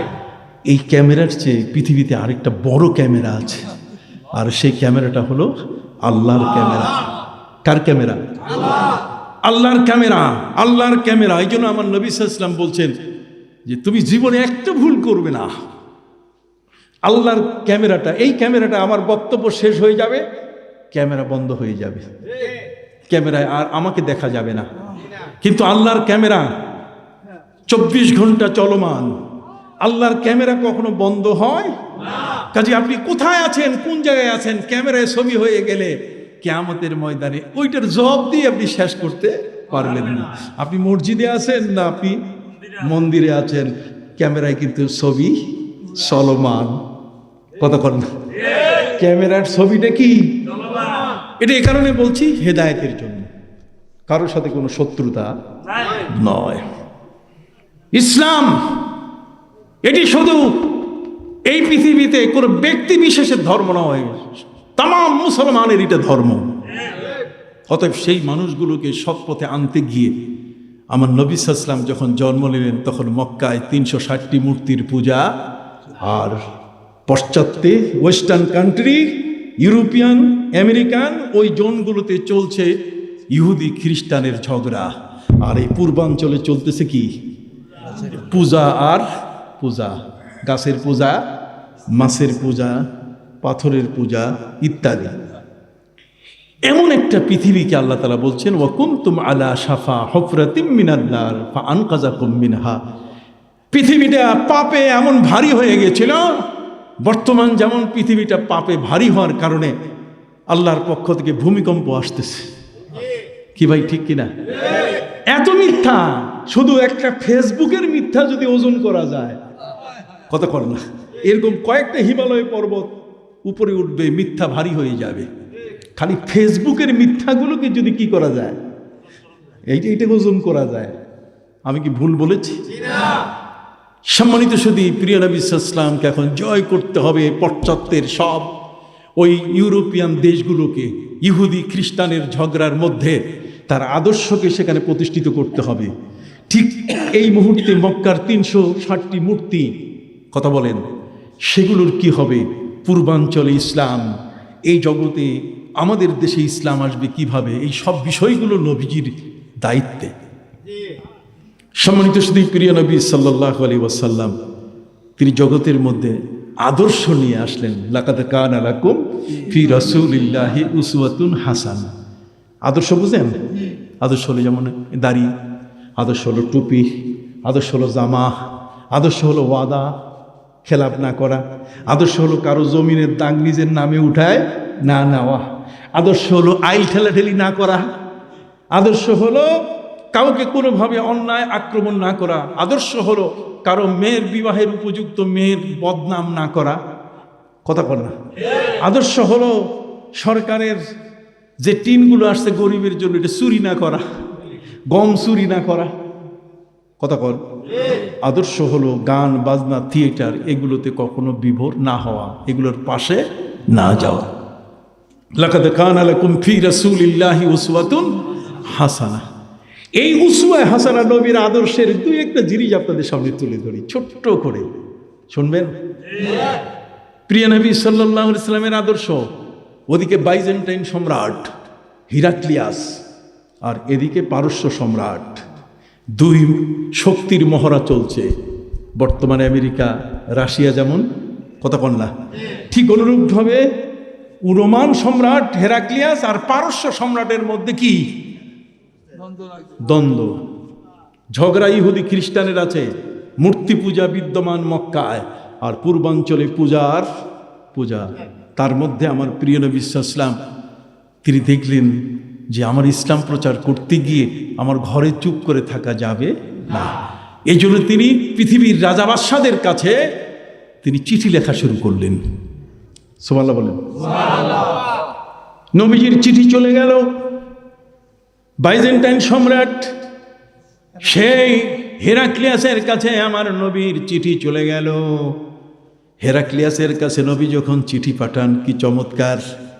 নবী করিম সাল্লাল্লাহু আলাইহি ওয়াসাল্লাম তিনি এমন এক নবী, ওয়াফিনা নাবিয়্যুন ইয়ালামু মা ফি গাদি, আগামী কি দিন কি হবে আমার নবী সেটা জানেন।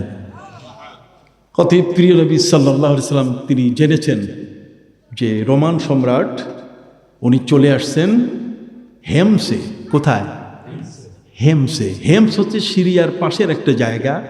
এটা ভারতের দেখবেন প্রত্যেকটা জায়গায়, প্রত্যেকটা ওই ছোট ছোট, যেমন পশ্চিমবঙ্গ, সেখানে একটা তাদের মুখ্যমন্ত্রী আছে, অর্থাৎ পার্লামেন্ট আছে। এই মূল পার্লামেন্টের একটা হলো দিল্লিতে। কতক্ষণ না সম্মানিত সুধী বন্ধুরা আমার, হেমস হচ্ছে একটা পার্লামেন্ট। এই হেমসের পার্লামেন্টে হেরাক্লিয়াস রোমান সম্রাট তিনি রোম থেকে এখানে আসতেছেন। তার আসার কারণ হলো যে তিনি মান্যত করছেন আল্লাহর কাছে। কার কাছে? আল্লাহর কাছে। খ্রিস্টানরা তো আল্লাহকে মানে এক অর্থে, আল্লাহর কাছে তিনি মান্যত করছেন যে আল্লাহ, যদি ওই আগুন পূজারী পারস্য সম্রাটের উপরে যদি আমি বিজয় লাভ করি, কতক্ষণ না, তাহলে আমি খালি পায়ে, জুতা পরব না, খালি পায়ে আমি রোম থেকে বাইতুল মুকাদ্দাসে আমি হেঁটে আসব, এবং বাইতুল মুকাদ্দাসে এসে আমি 2 রাকাত নামাজ পড়ব। সুবহানাল্লাহ। আসতে কইলেন কেন? মুসলমানের বিজয়, পারস্য সম্রাটের উপরে যদি খ্রিস্টানরা বিজয় লাভ করে, কতক্ষণ না, তাহলে তিনি বললেন যে আমি 2 রাকাত নামাজ পড়ব বাইতুল মুকাদ্দাসে এসে, এবং বাইতুল মুকাদ্দাসে এসে 2 রাকাত নামাজ পড়তে যাইয়া আমি রাস্তারাতে আসবো, কিন্তু পায়ে কোনো জুতা পরিধান করব না। একজন রাষ্ট্রের প্রধান জুতা ছাড়া খালি পায়ে হেঁটে হেঁটে বাইতুল মুকাদ্দাসে এসে 2 রাকাত নামাজ আদায় করবেন, এটা কি সাধারণ কথা? সম্মানিত, হেরাক্লিয়াস এক দুর্দান্ত প্রভাবশালী একজন রাষ্ট্রপ্রধান। প্রিয় নবী সাল্লাল্লাহু আলাইহি ওয়াসাল্লাম তিনি তার কাছেও চিঠি লিখলেন যে এই লোকটা মান্যত করে আসতেছে বাইতুল মুকাদ্দাসে, আর সেখান থেকে হেমসের পার্লামেন্ট এসে যাবে। নবী করিম সাল্লাল্লাহু আলাইহি ওয়াসাল্লাম হেমসের পার্লামেন্টে চিঠিটা যেন তার হাতে পৌঁছে, সেই ব্যবস্থা করে তিনি তার রাষ্ট্রদূতকে পাঠাই দিলেন। কত বড় সাহস! পৃথিবীর দুর্দণ্ড প্রতাপের অধিকারী মানুষের কাছে, একজন রাষ্ট্রের প্রধানের কাছে নবীর চিঠি যাচ্ছে। নবীজি আব্দুল্লাহ ইবনে হুযাফা আস-সাহমী, নামটা অনেক লম্বা। হযরত আব্দুল্লাহ ইবনে হুযাফা আস-সাহমী রাদিয়াল্লাহু তাআলা আনহুর মাধ্যমে আরেকটা চিঠি লিখলেন তিনি খসরু পারভেজের কাছে, আগুন পূজারী দুর্দণ্ড প্রতাপের অধিকারী খসরু পারভেজের কাছে। খসরু পারভেজের কাছে তিনি চিঠি লিখলেন, তাকে বললেন তিনি পারস্যের সম্রাট। আর নবী করিম সাল্লাল্লাহু আলাইহি ওয়াসাল্লাম চিঠি লিখলেন বড় চমৎকার করে রোমান সম্রাটের কাছে। এই রোমান সম্রাট সহ এরকম 7 জন রাজা বাদশাহের কাছে চিঠি নবীর যাওয়া শুরু করলো। নবীর সাহাবীরা চিঠি নিয়ে যাচ্ছেন, ইসলাম প্রচার। কতক্ষণ না, আমরা তো ইসলাম প্রচার করি, এখন সেই ইসলাম প্রচার শুরু হয়ে গেছে অমুসলিমকে দিয়ে। না, কোনোদিন না। কথা বুঝতে পারছেন? খবরদার, লা ইয়াত্তাখিযিল মুমিনুনাল কাফিরিনা আউলিয়া মিন দুনিল মুমিনিন। কোন ঈমানদার ব্যক্তি কোন কাফেরকে নির্ভরযোগ্য মনে করতে পারে না। কতক্ষণ? কখনো তার সাথে বন্ধুত্ব করতে পারে না। ইসলাম হচ্ছে একটা স্বতন্ত্র জাতি। এই জাতিটা হাম তো মুসলমান হ্যাঁ, পিছে হটনে ওয়ালে নেহি, সিনে হে সামনে সরনাগু করনে ওয়ালে নেহি। আমরা মাথা নত করতে জানি না, সে জাতি কিন্তু আমরা। সম্মানিত সুধী, প্রিয় নবী সাল্লাল্লাহু আলাইহি ওয়াসাল্লামের চিঠি চলে গেল হেরাক্লিয়াসের কাছে, আর একটা চিঠি চলে গেল কোথায়? ওই যে পারস্য সম্রাটের কাছে।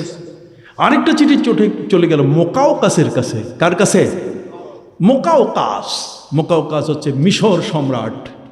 তার কাছে চিঠি গেল। মিশর সম্রাট এই চিঠিখানা পাওয়ার পরে নবীর খেদমতে উনি বললেন যে আমি এখন আসতে পারছি না, তবে একজন দাসী আমি পাঠিয়ে দিলাম, যে দাসীর নাম হলো মারিয়া কিপ্তিয়া। নবী করিম সাল্লাল্লাহু আলাইহি সাল্লাম যাকে পরবর্তীতে স্ত্রীর মর্যাদা দিয়েছেন, আর যার গর্ভে হযরত ইব্রাহিম জন্ম নিয়েছেন। কতক্ষণ না, হযরত ইব্রাহিম রাদিয়াল্লাহু তাআলা আনহু জন্ম নিয়েছেন। মদিনার জান্নাতুল বাকি কবরস্থানের সবচেয়ে বড় দামি কবর নবীজির ছেলে ইব্রাহিমের কবর, এবং সেখান থেকে জিয়ারত করা মুস্তাহাব। খেয়াল করছেন কথাটা? কথা বুঝতে অসুবিধা হচ্ছে না তো? সম্মানিত সুধী, চিঠিখানা চলে গেল রোমান সম্রাটের কাছে। রোমান সম্রাটের হাতে চিঠি যাওয়ার পর তিনি তার নিজের এলাকার অর্থাৎ তার রাষ্ট্রীয় কর্মচারীর মধ্যে একজনকে দায়িত্ব দিলেন যে তোমরা দেখো সিরিয়াতে কোনো আরব প্রতিনিধি আছে কিনা, আরবের কোনো বণিক দল এদেশে আসছে কিনা। খুঁজে বের করলো 17 জন মানুষের একটা কাফেলা, যার নেতৃত্ব দিচ্ছে আবু সুফিয়ান। কথা বলেন? আবু সুফিয়ানকে উপস্থিত করা হলো হেমসের পার্লামেন্টে। হেমসের পার্লামেন্টে এখন আবু সুফিয়ানের কাছে প্রশ্ন করছেন এই হেরাক্লিয়াস। কিন্তু প্রশ্ন করতে যাইয়া তার আগে পুরা সংসদের মধ্যে যখন নবীজির চিঠিটাকে তিনি বের করলেন, হেরাক্লিয়াস যখন নবীর চিঠি কি বের করলেন, ওই চিঠিটা বের করার পরে তিনি সংসদের সামনে পড়তেছেন। আপনারা শুনে নেন, আলেমরা ওয়াজ করে না কম। লেখা আছে, হাযা মিন মুহাম্মাদিন রাসূলিল্লাহি সাল্লাল্লাহু আলাইহি ওয়াসাল্লাম ইলা রাইসির রোম হেরাক্লা। কথা বুঝে গেছে? মুহাম্মদ সাল্লাল্লাহু আলাইহি সাল্লামের পক্ষ থেকে সেই রোমান সম্রাট হেরাক্লিয়াসের প্রতি, আসলেম তুসলাম, তুমি ইসলাম গ্রহণ করো, নিরাপদ হয়ে যাবে, তোমার উপরে কেউ চোখ রাঙাবে না, তোমার দেশে কেউ আক্রমণ করবে না। অতএব এই চিঠি তোমার কাছে আমি পাঠালাম। এই চিঠিটা পড়ার সাথে সাথে পুরা সংসদের মধ্যে হইচই খেয়ে উঠে গেল। এর আগে রোমান সম্রাট যখন তিনি সংসদে বসেন, বসার আগে তিনি তার সংসদের যারা দায়িত্বশীল তাদেরকে বলছেন যে সব দুয়ার বন্ধ করে দিবা, সংসদের কোনো একটা দরজা যেন খোলা না থাকে। তার কারণ উনি জানেন যে আমি যদি মুহাম্মদ সাল্লাল্লাহু আলাইহি ওয়াসাল্লামের প্রস্তাব দেই, তাহলে এর মধ্যে কিছু খ্রিস্টান এমন আছে যারা দৌড় দিয়ে পালায় যাবে, ওয়াক আউট করবে। সংসদ থেকে ওয়াক আউট করে না, ওয়াক আউট করবে। ওয়াক আউট করতে যেন না পারে, পালাইতে যেন না পারে, দরজা যেন খুঁজে না পায়। সুবহানাল্লাহ বলেন।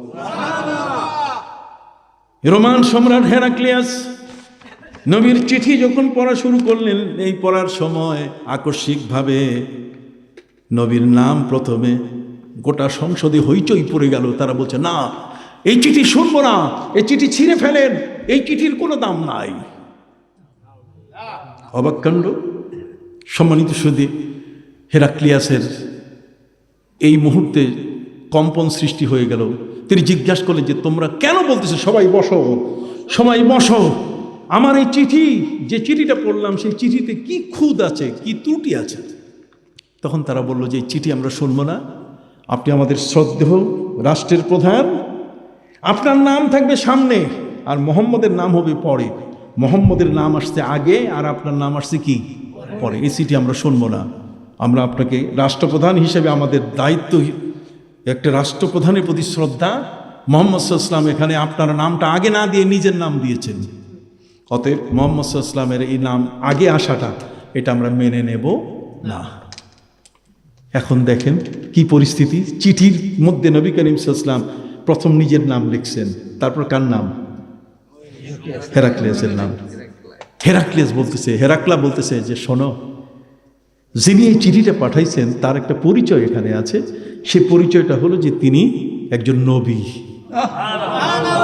অতএব মোহাম্মদ রসুলিল্লাহ, অতএব তিনি আল্লাহ রসুল। আর আল্লাহ রসুল হলে আমার চেয়ে কোটি গুণে তার মর্যাদা। অতএব আমার উপরে তার নাম আসা, এটাই নিয়ম। সুবহানাল্লাহ, বুঝছেন? এই কথা শোনার সাথে সাথে পুরা সংসদ খালি হওয়া শুরু করলো।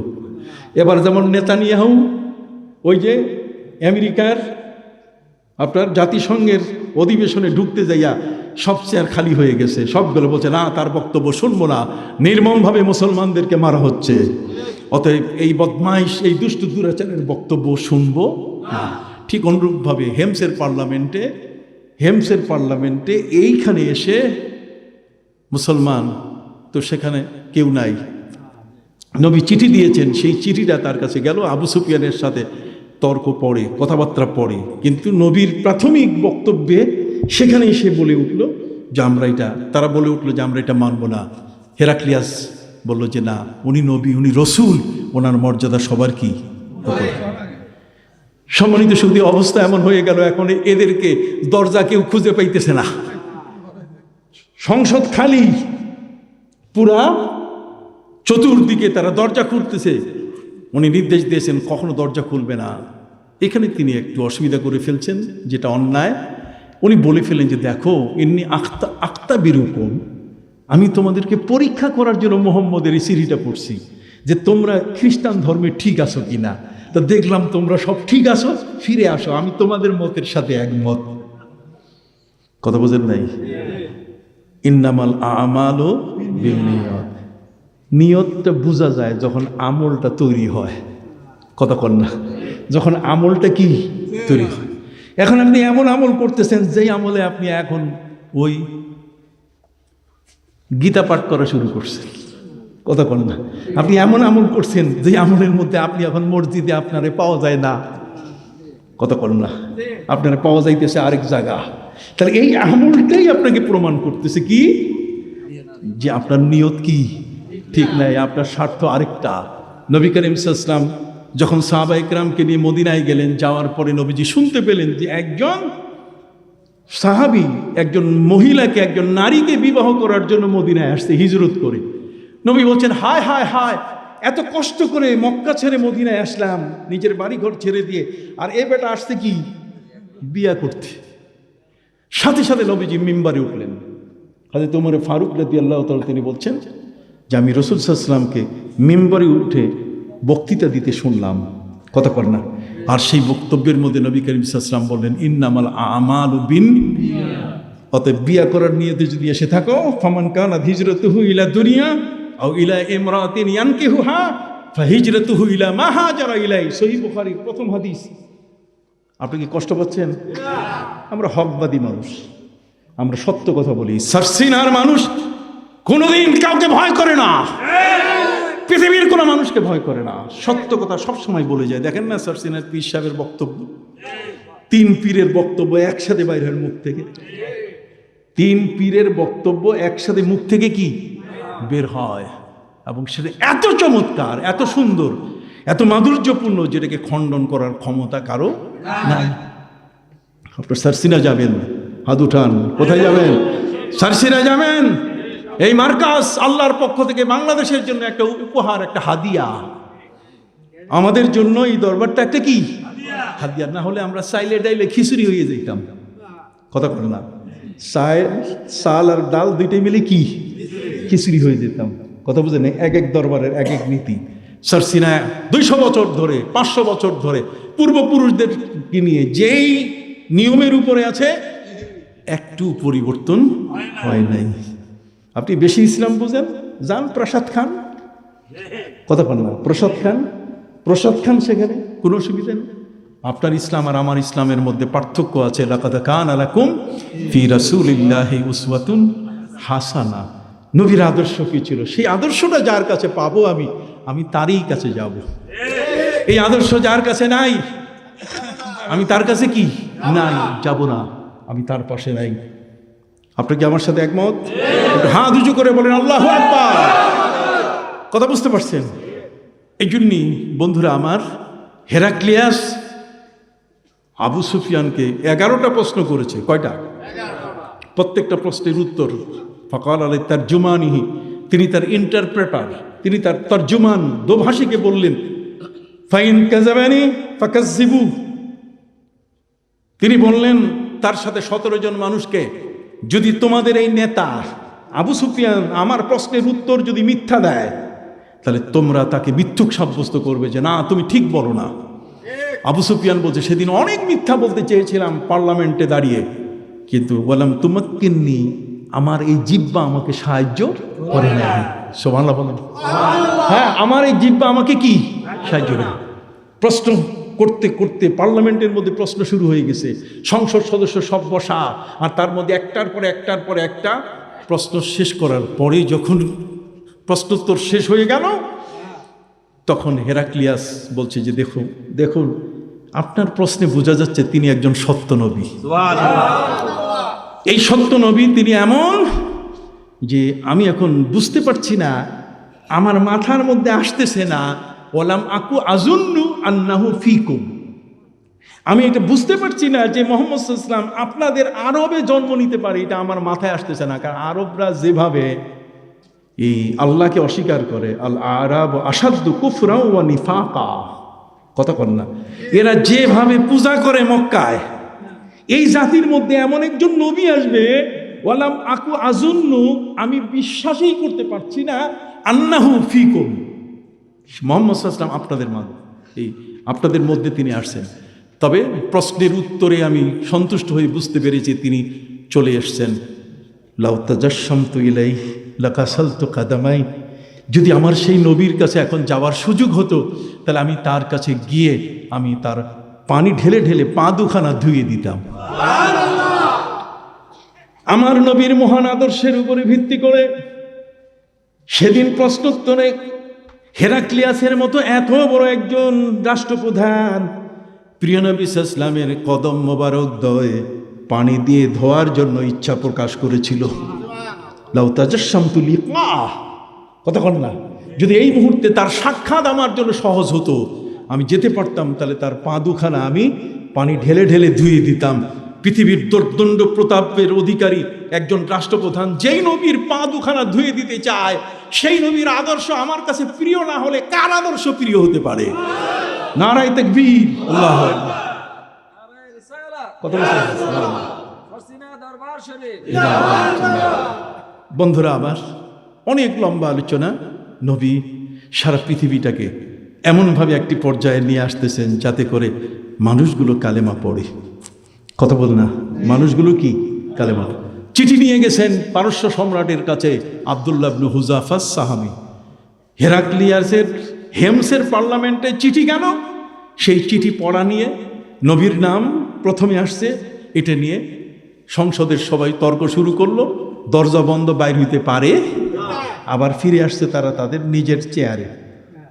কিন্তু ঘটনা ঘটে গেছে আরেকটা মারাত্মক। পারস্য সম্রাটের কাছে যিনি চিঠি নিয়ে গেলেন, আব্দুল্লাহ ইবনে হুযাফা আস-সাহমী রাদিয়াল্লাহু তাআলা, উনি চিঠিখানা নিয়ে যখন খসরু পারভেজকে দেয়, খসরু পারভেজ এমনি তো আগুনের পূজা, আল্লাহ তাআলার কতগুলো বিধান আছে, এই বিধানগুলো সবসময় যদি গভীর গবেষণা করেন তাহলে একটি রহস্য পাবেন। যেমন এই যে বাঘের গোশত খাওয়া হারাম কেন? বাঘের গোশত খাইলে এই একটা মানুষ এই জায়গায় বসে থাকতে পারতো না, সব ও ও করতো, কথা না, একজন আরেকজনকে দেখতে পারতো না। আমাদের জন্য কাঁকড়া হালাল না, কাঁকড়া আমরা খাই না। ওই মৌলবী খায়, বিশাল বড় বক্তা, সেই কাঁকড়া খায়, কাঁকড়ার ফতুয়া দেয়। না, কাঁকড়া আমরা খাই না, কাঁকড়া আমাদের নয়। কারণ কাঁকড়া হচ্ছে মুনাফিক, এটা দুই দিকে হাঁটে। কয় দিকে? এইদিকে আপনি হাঁটলে এই পাশে যাবে, এইখানে বন্ধ করলে ওই পাশে যাবে। অতএব কাঁকড়া খাইলে মানুষ মুনাফিক হবে, এই জন্য কাঁকড়া খাওয়া যাবে। শিয়াল খাওয়া যাবে না, শিয়ালের গোশত খাওয়া কি? তাহলে সব মুরগি চুরি করা শুরু করবে, কথা বোঝেন নাই? হ্যাঁ, বিড়ালের গোশত খাওয়া যাবে না, তাহলে দুধ চুরি করে খাবে।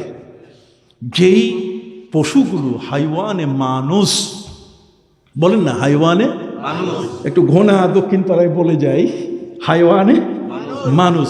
আমরা কিন্তু মানুষ, আমরা কি মানুষ। মানুষ শব্দটা আরবি শব্দ, মানুষ উন্স থেকে আসছে। উন্স মানে ভালোবাসা, যার অন্তরের মধ্যে কি আছে? ভালোবাসা আছে, সেই কি মানুষ। কিন্তু ওই মানুষটা কি মানুষ যে পাথর দিয়ে একটা লোককে এইভাবে ঢিল দিয়ে তাকে জীবন্ত মেরে ফেললো? ওই মানুষটি কি মানুষ যে তার পিস্তলের গুলি দিয়ে আরেকটা মানুষকে গুলি করে তার কান থেকে আরেক কান দিয়ে ভেদ হয়ে চলে গেল? মানুষ সে নয়। মানুষ শব্দের অর্থ হচ্ছে যে অনুগত। এই জন্য পৃথিবীতে যেই প্রাণীগুলো আল্লাহ আমাদের জন্য হালাল করছেন, এগুলো অনুগত প্রাণী। যেমন ছাগল, আপনার কথা শুনে, কথা বল না। গরু আপনার অনুগত থাকে, যেই প্রাণীগুলো অনুগত এগুলোর গোশত খাইলে আপনি কি অনুগত থাকবেন, এটার একটা প্রভাব আপনার উপরে কি পড়বে। আপনি কথা বুঝতে পারছেন? প্রিয় নবী সাল্লাল্লাহু আলাইহি সাল্লামের চিঠি নিয়ে চলে গেলেন আব্দুল্লাহ ইবনে হুযাফা সামি, এমন একজন রাষ্ট্রপ্রধানের কাছে যিনি আগুনের পূজা। তা আগুনের পূজা আপনি জানেন? নবী করিম সাল্লাল্লাহু আলাইহি সাল্লাম তিনি বলেছেন তাওয়াজ্জাউ মিম্মা মাসাতিন নার। নবীজি বলছেন যেই জিনিসটা আগুন দিয়ে পাকানো হয়েছে ওইটা খাওয়ার পরে উজু করবে। আপনি কি উজু করেন? চা খাইয়া কোনোদিন উজু করছেন? গরম চা না, গরম পানি খাইয়া কখনো উজু করছেন? নবী করিম সাল্লাল্লাহু আলাইহি ওয়াসাল্লাম বলছেন তাওয়াজ্জাউ মিম্মা মাসাতিন নার, আগুন যেটাকে স্পর্শ করেছে সেই খাবারটা খেয়ে কি উজু করো। এখন এইটা যদি আমাদের উপরে চলে আসে তাহলে তো বিপদে পড়ে যাব না? এই জন্য নবী করিম সাল্লাল্লাহু আলাইহি ওয়াসাল্লাম তিনি কি করছেন, গরম গরম খাসির রান তিনি খাইছেন, খাওয়ার পরে সুম্মা সাল্লাহ ওয়ালাম ইয়াতাওয়াজ্জা, তিনি নামাজ পড়ছেন কিন্তু উজু করেন। উজু আগের উজুই ঠিক রাখছেন। কিন্তু এই হাদিসের উপর ভিত্তি করে সমস্ত অলি যারা পৃথিবীতে জলবতী অলিয়া উলিয়া শাহ ওলিউল্লাহ মুহাদ্দিস দেহলভী পর্যন্ত তারা লিখেছেন, বলে গেছেন যে যারা আল্লাহর ওলি তারা গরম পানি খাওয়ার পরে কি করে, উজু করে। উজু হলো দুই প্রকার। কন্যা উজু কি? মানুষগুলো বলতেছেন না উজু কয় প্রকার? একটা উজু হলো একেবারে 4 অঙ্গ প্রত্যঙ্গ এগুলোকে ধৌত করা, মসা করা। আরেকটা উজু হচ্ছে মুখে পানি দিয়ে কুলি করা, মুখে পানি দিয়ে কি কুলি করা, এটাও একটা উজু। কথা বুঝতে পারছেন? একটা উজু হলো কি অঙ্গ চতুষ্টয়, 4টি অঙ্গের মধ্যে কি করা, এই পানি ধৌত করা, মাথা মসা করা, কত হাত কোনো পর্যন্ত ধোয়া, পা ওই টাকনু পর্যন্ত। কথা বুঝতে পারছেন? তো এইগুলো টাকনু সহ ধোয়া, এগুলো ঠিক। কিন্তু অলিয়া উলিয়া যারা তারা কিন্তু গরম কিছু খাইলে সাথে সাথে পানি দিয়ে কি করতেন, কুলি করে বের করে দিতেন, যাতে করে জাহান্নামের আগুনের স্পর্শটা যেন মুখে না থাকে। কিন্তু যে লোকটা আগুনের পূজা করে সে তো সবসময় আগুনের সাথে তার বন্ধুত্ব। এমন একজন আগুন পূজারীর কাছে নবীজির চিঠি নিয়ে গেলেন আব্দুল্লাহ ইবনে হুযাফা আর সাহামী রাদিয়াল্লাহু তাআলা। চিঠি যখন তার কাছে দেওয়া হলো, চিঠি দেওয়ার সাথে সাথে সে তার জল্লাদকে ডাক দিয়ে বলে, জল্লাদ, চিঠিটা হাতে নিয়ে টুকরো টুকরো করে মাটিতে ফেলে দিয়ে লাথি মারা শুরু করলো। চিঠি ছিল কার? আমার নবীর চিঠি ছিল, নবীর চিঠি, নবীর স্বাক্ষর সেখানে ছিল। অতএব সেই নবীর চিঠিখানাকে সে লাথি মারছে। আর জল্লাদকে বলল, আব্দুল্লাহ ইবনে হুযাফা সামি যে চিঠির বাহক তাকে কি করো, হত্যা করো, তাকে শহীদ করে দেওয়া হলো, তাকে টুকরো টুকরো করে ফেলা হলো। কত বড় করুণ দৃশ্য! আমার নবীজি মদিনা মুনাওয়ারা থেকে খবর পেয়ে গেলেন যে তার এই চিঠির বাহককে নির্মমভাবে হত্যা করা হয়েছে, টুকরা টুকরা করা হয়েছে এবং তার চিঠিটাকে পদদলিত করা হয়েছে। নবী করিম সাল্লাল্লাহু আলাইহি ওয়াসাল্লাম আল্লাহর কাছে হাত তুলে বললেন, আমরা এজহার করি, আমরা জিডি করি থানায়, আর নবী জিডি করেন কার কাছে? আল্লাহর কাছে। জোরে বলে, নবীজি জিডি করেন কার কাছে? আল্লাহর কাছে। আল্লাহর কাছে হাত তুলে আমার নবী সাল্লাল্লাহু আলাইহি ওয়াসাল্লাম তিনি বলে দিলেন, আল্লাহুম্মা মাজ্জিকহু কুল্লা মুমাজ্জাক। সহিহ বুখারীর মধ্যে এসেছে, আল্লাহুম্মা মাজ্জিকহু কুল্লা মুমাজ্জাক। আল্লাহ আমার চিঠির বাহক সাহাবী হুযায়ফাকে যেমন টুকরো টুকরো সে করেছে, আমার চিঠিটাকে যেমন টুকরো টুকরো করেছে, তুমি তার গোটা জীবন, তার সংসার, তার রাষ্ট্র, তার ক্ষমতা সবগুলোকে তুমি টুকরা টুকরা করে দাও। কার কাছে বললেন? আল্লাহর কাছে। এখন আসেন, আল্লাহ নবীর প্রতি কত দয়াশীল, নবীর কথা কিভাবে আল্লাহ সম্মান করেন। নবী করিম সাল্লাল্লাহু আলাইহি ওয়াসাল্লামের এই দোয়া আল্লাহর দরবারে কবুল হয়ে গেল। Action, direct action. সময় আর নাই। দিনের বেলায় নবীর সাহাবীকে মেরে ফেলা হয়েছে, চিঠিখানা টুকরো টুকরো করা হয়েছে, রাতের বেলায় আল্লাহর অ্যাকশন শুরু হয়ে গেল।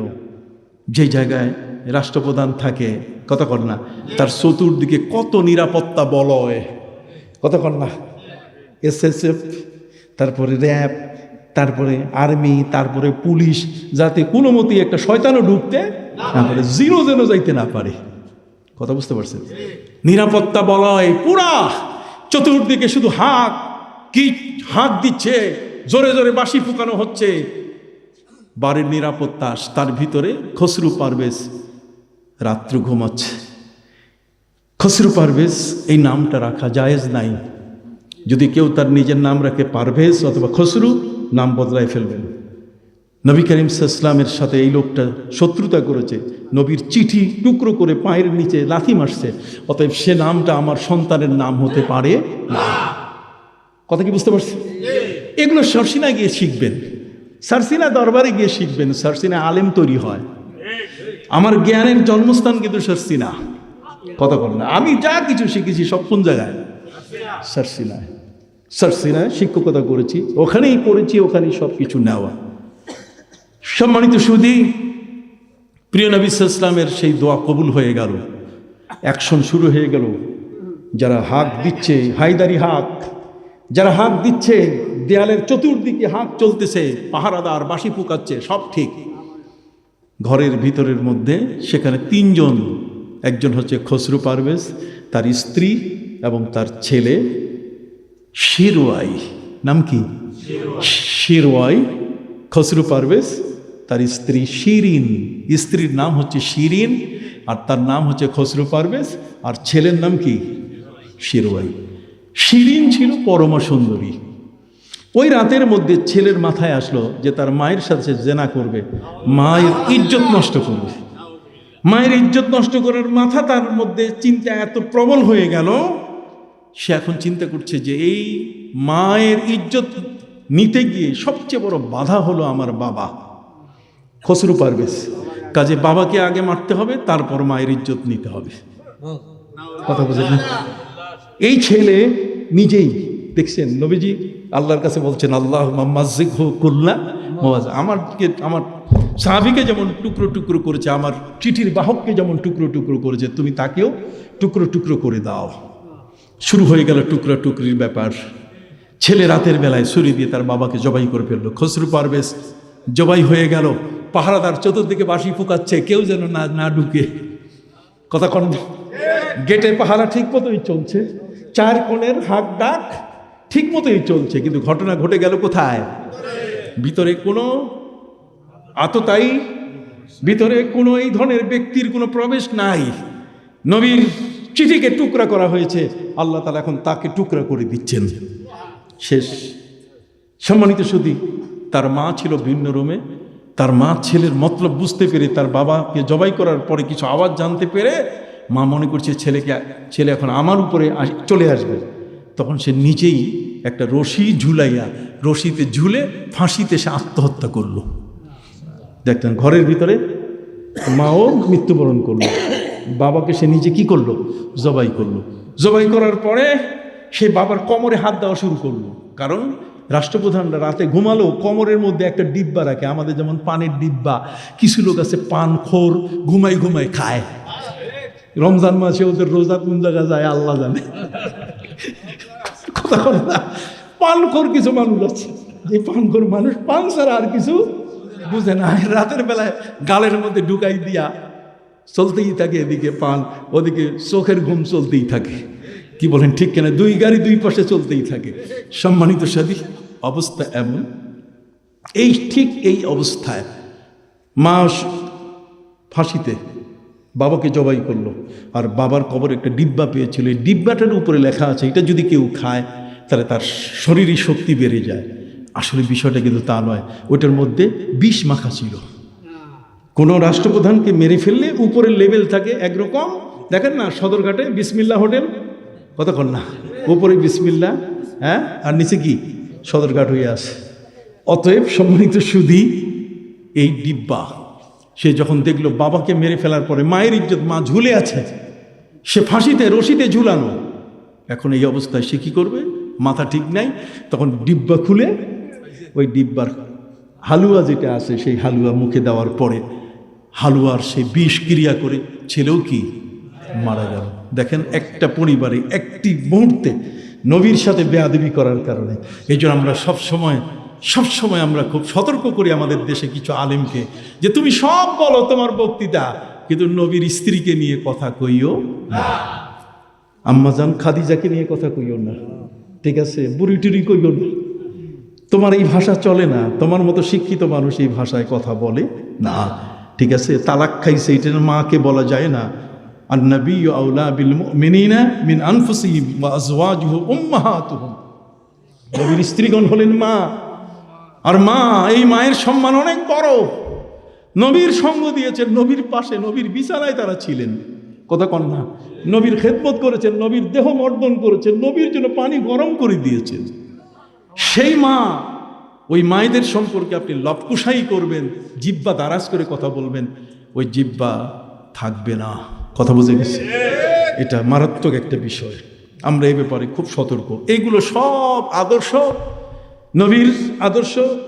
লা তাদউ দুআ, মানে দুআকুম দোয়া আর রাসূলে লা তাকুনু দোয়া আর রাসূলে বাইনাকুম কা দুআয়ে বাযিকুম বাযা। খবরদার, নিজেদের ছেলে মেয়েকে যেভাবে ডাকো, ভাই ব্রাদারকে যেভাবে ডাকো, নবীকে সেভাবে ডাকো না। এই যে একটার পর একটা চেঞ্জ, ভাষা ঠিক হচ্ছে নবীর উম্মত হওয়ার কারণে, কথা বল না। দৃষ্টিভঙ্গি চেঞ্জ হচ্ছে নবীর উম্মত হওয়ার কারণে। কুনতুম খায়রা উম্মাতিন উখরিজাত লিন-নাস, সারা বিশ্বের জন্য আপনি মডেল। সারা বিশ্বের মানুষের জন্য আপনাকে দেখলে ইহুদি কালেমা পড়বে, আপনাকে দেখলে খ্রিস্টান কালেমা পড়বে, আপনাকে দেখলে পৃথিবীর বৌদ্ধ কালেমা পড়বে, অন্য ধর্মের মানুষরা আপনার কাছে পাগল হয়ে এগিয়ে আসবে।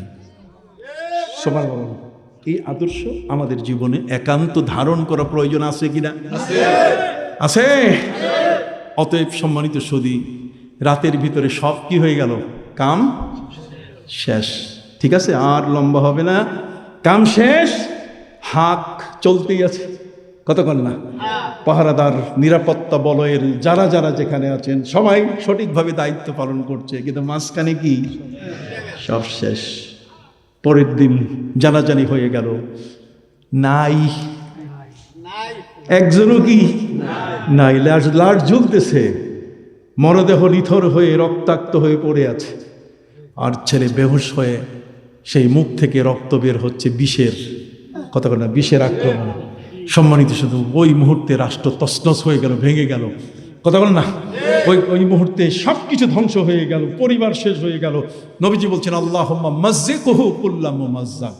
অতএব নবীর সাহাবীর সাথে বেয়াদবি করা, সাহাবীদেরকে কটুক্তি করা, সত্যের মাপকাঠি না, এই না সেই না, খবরদার।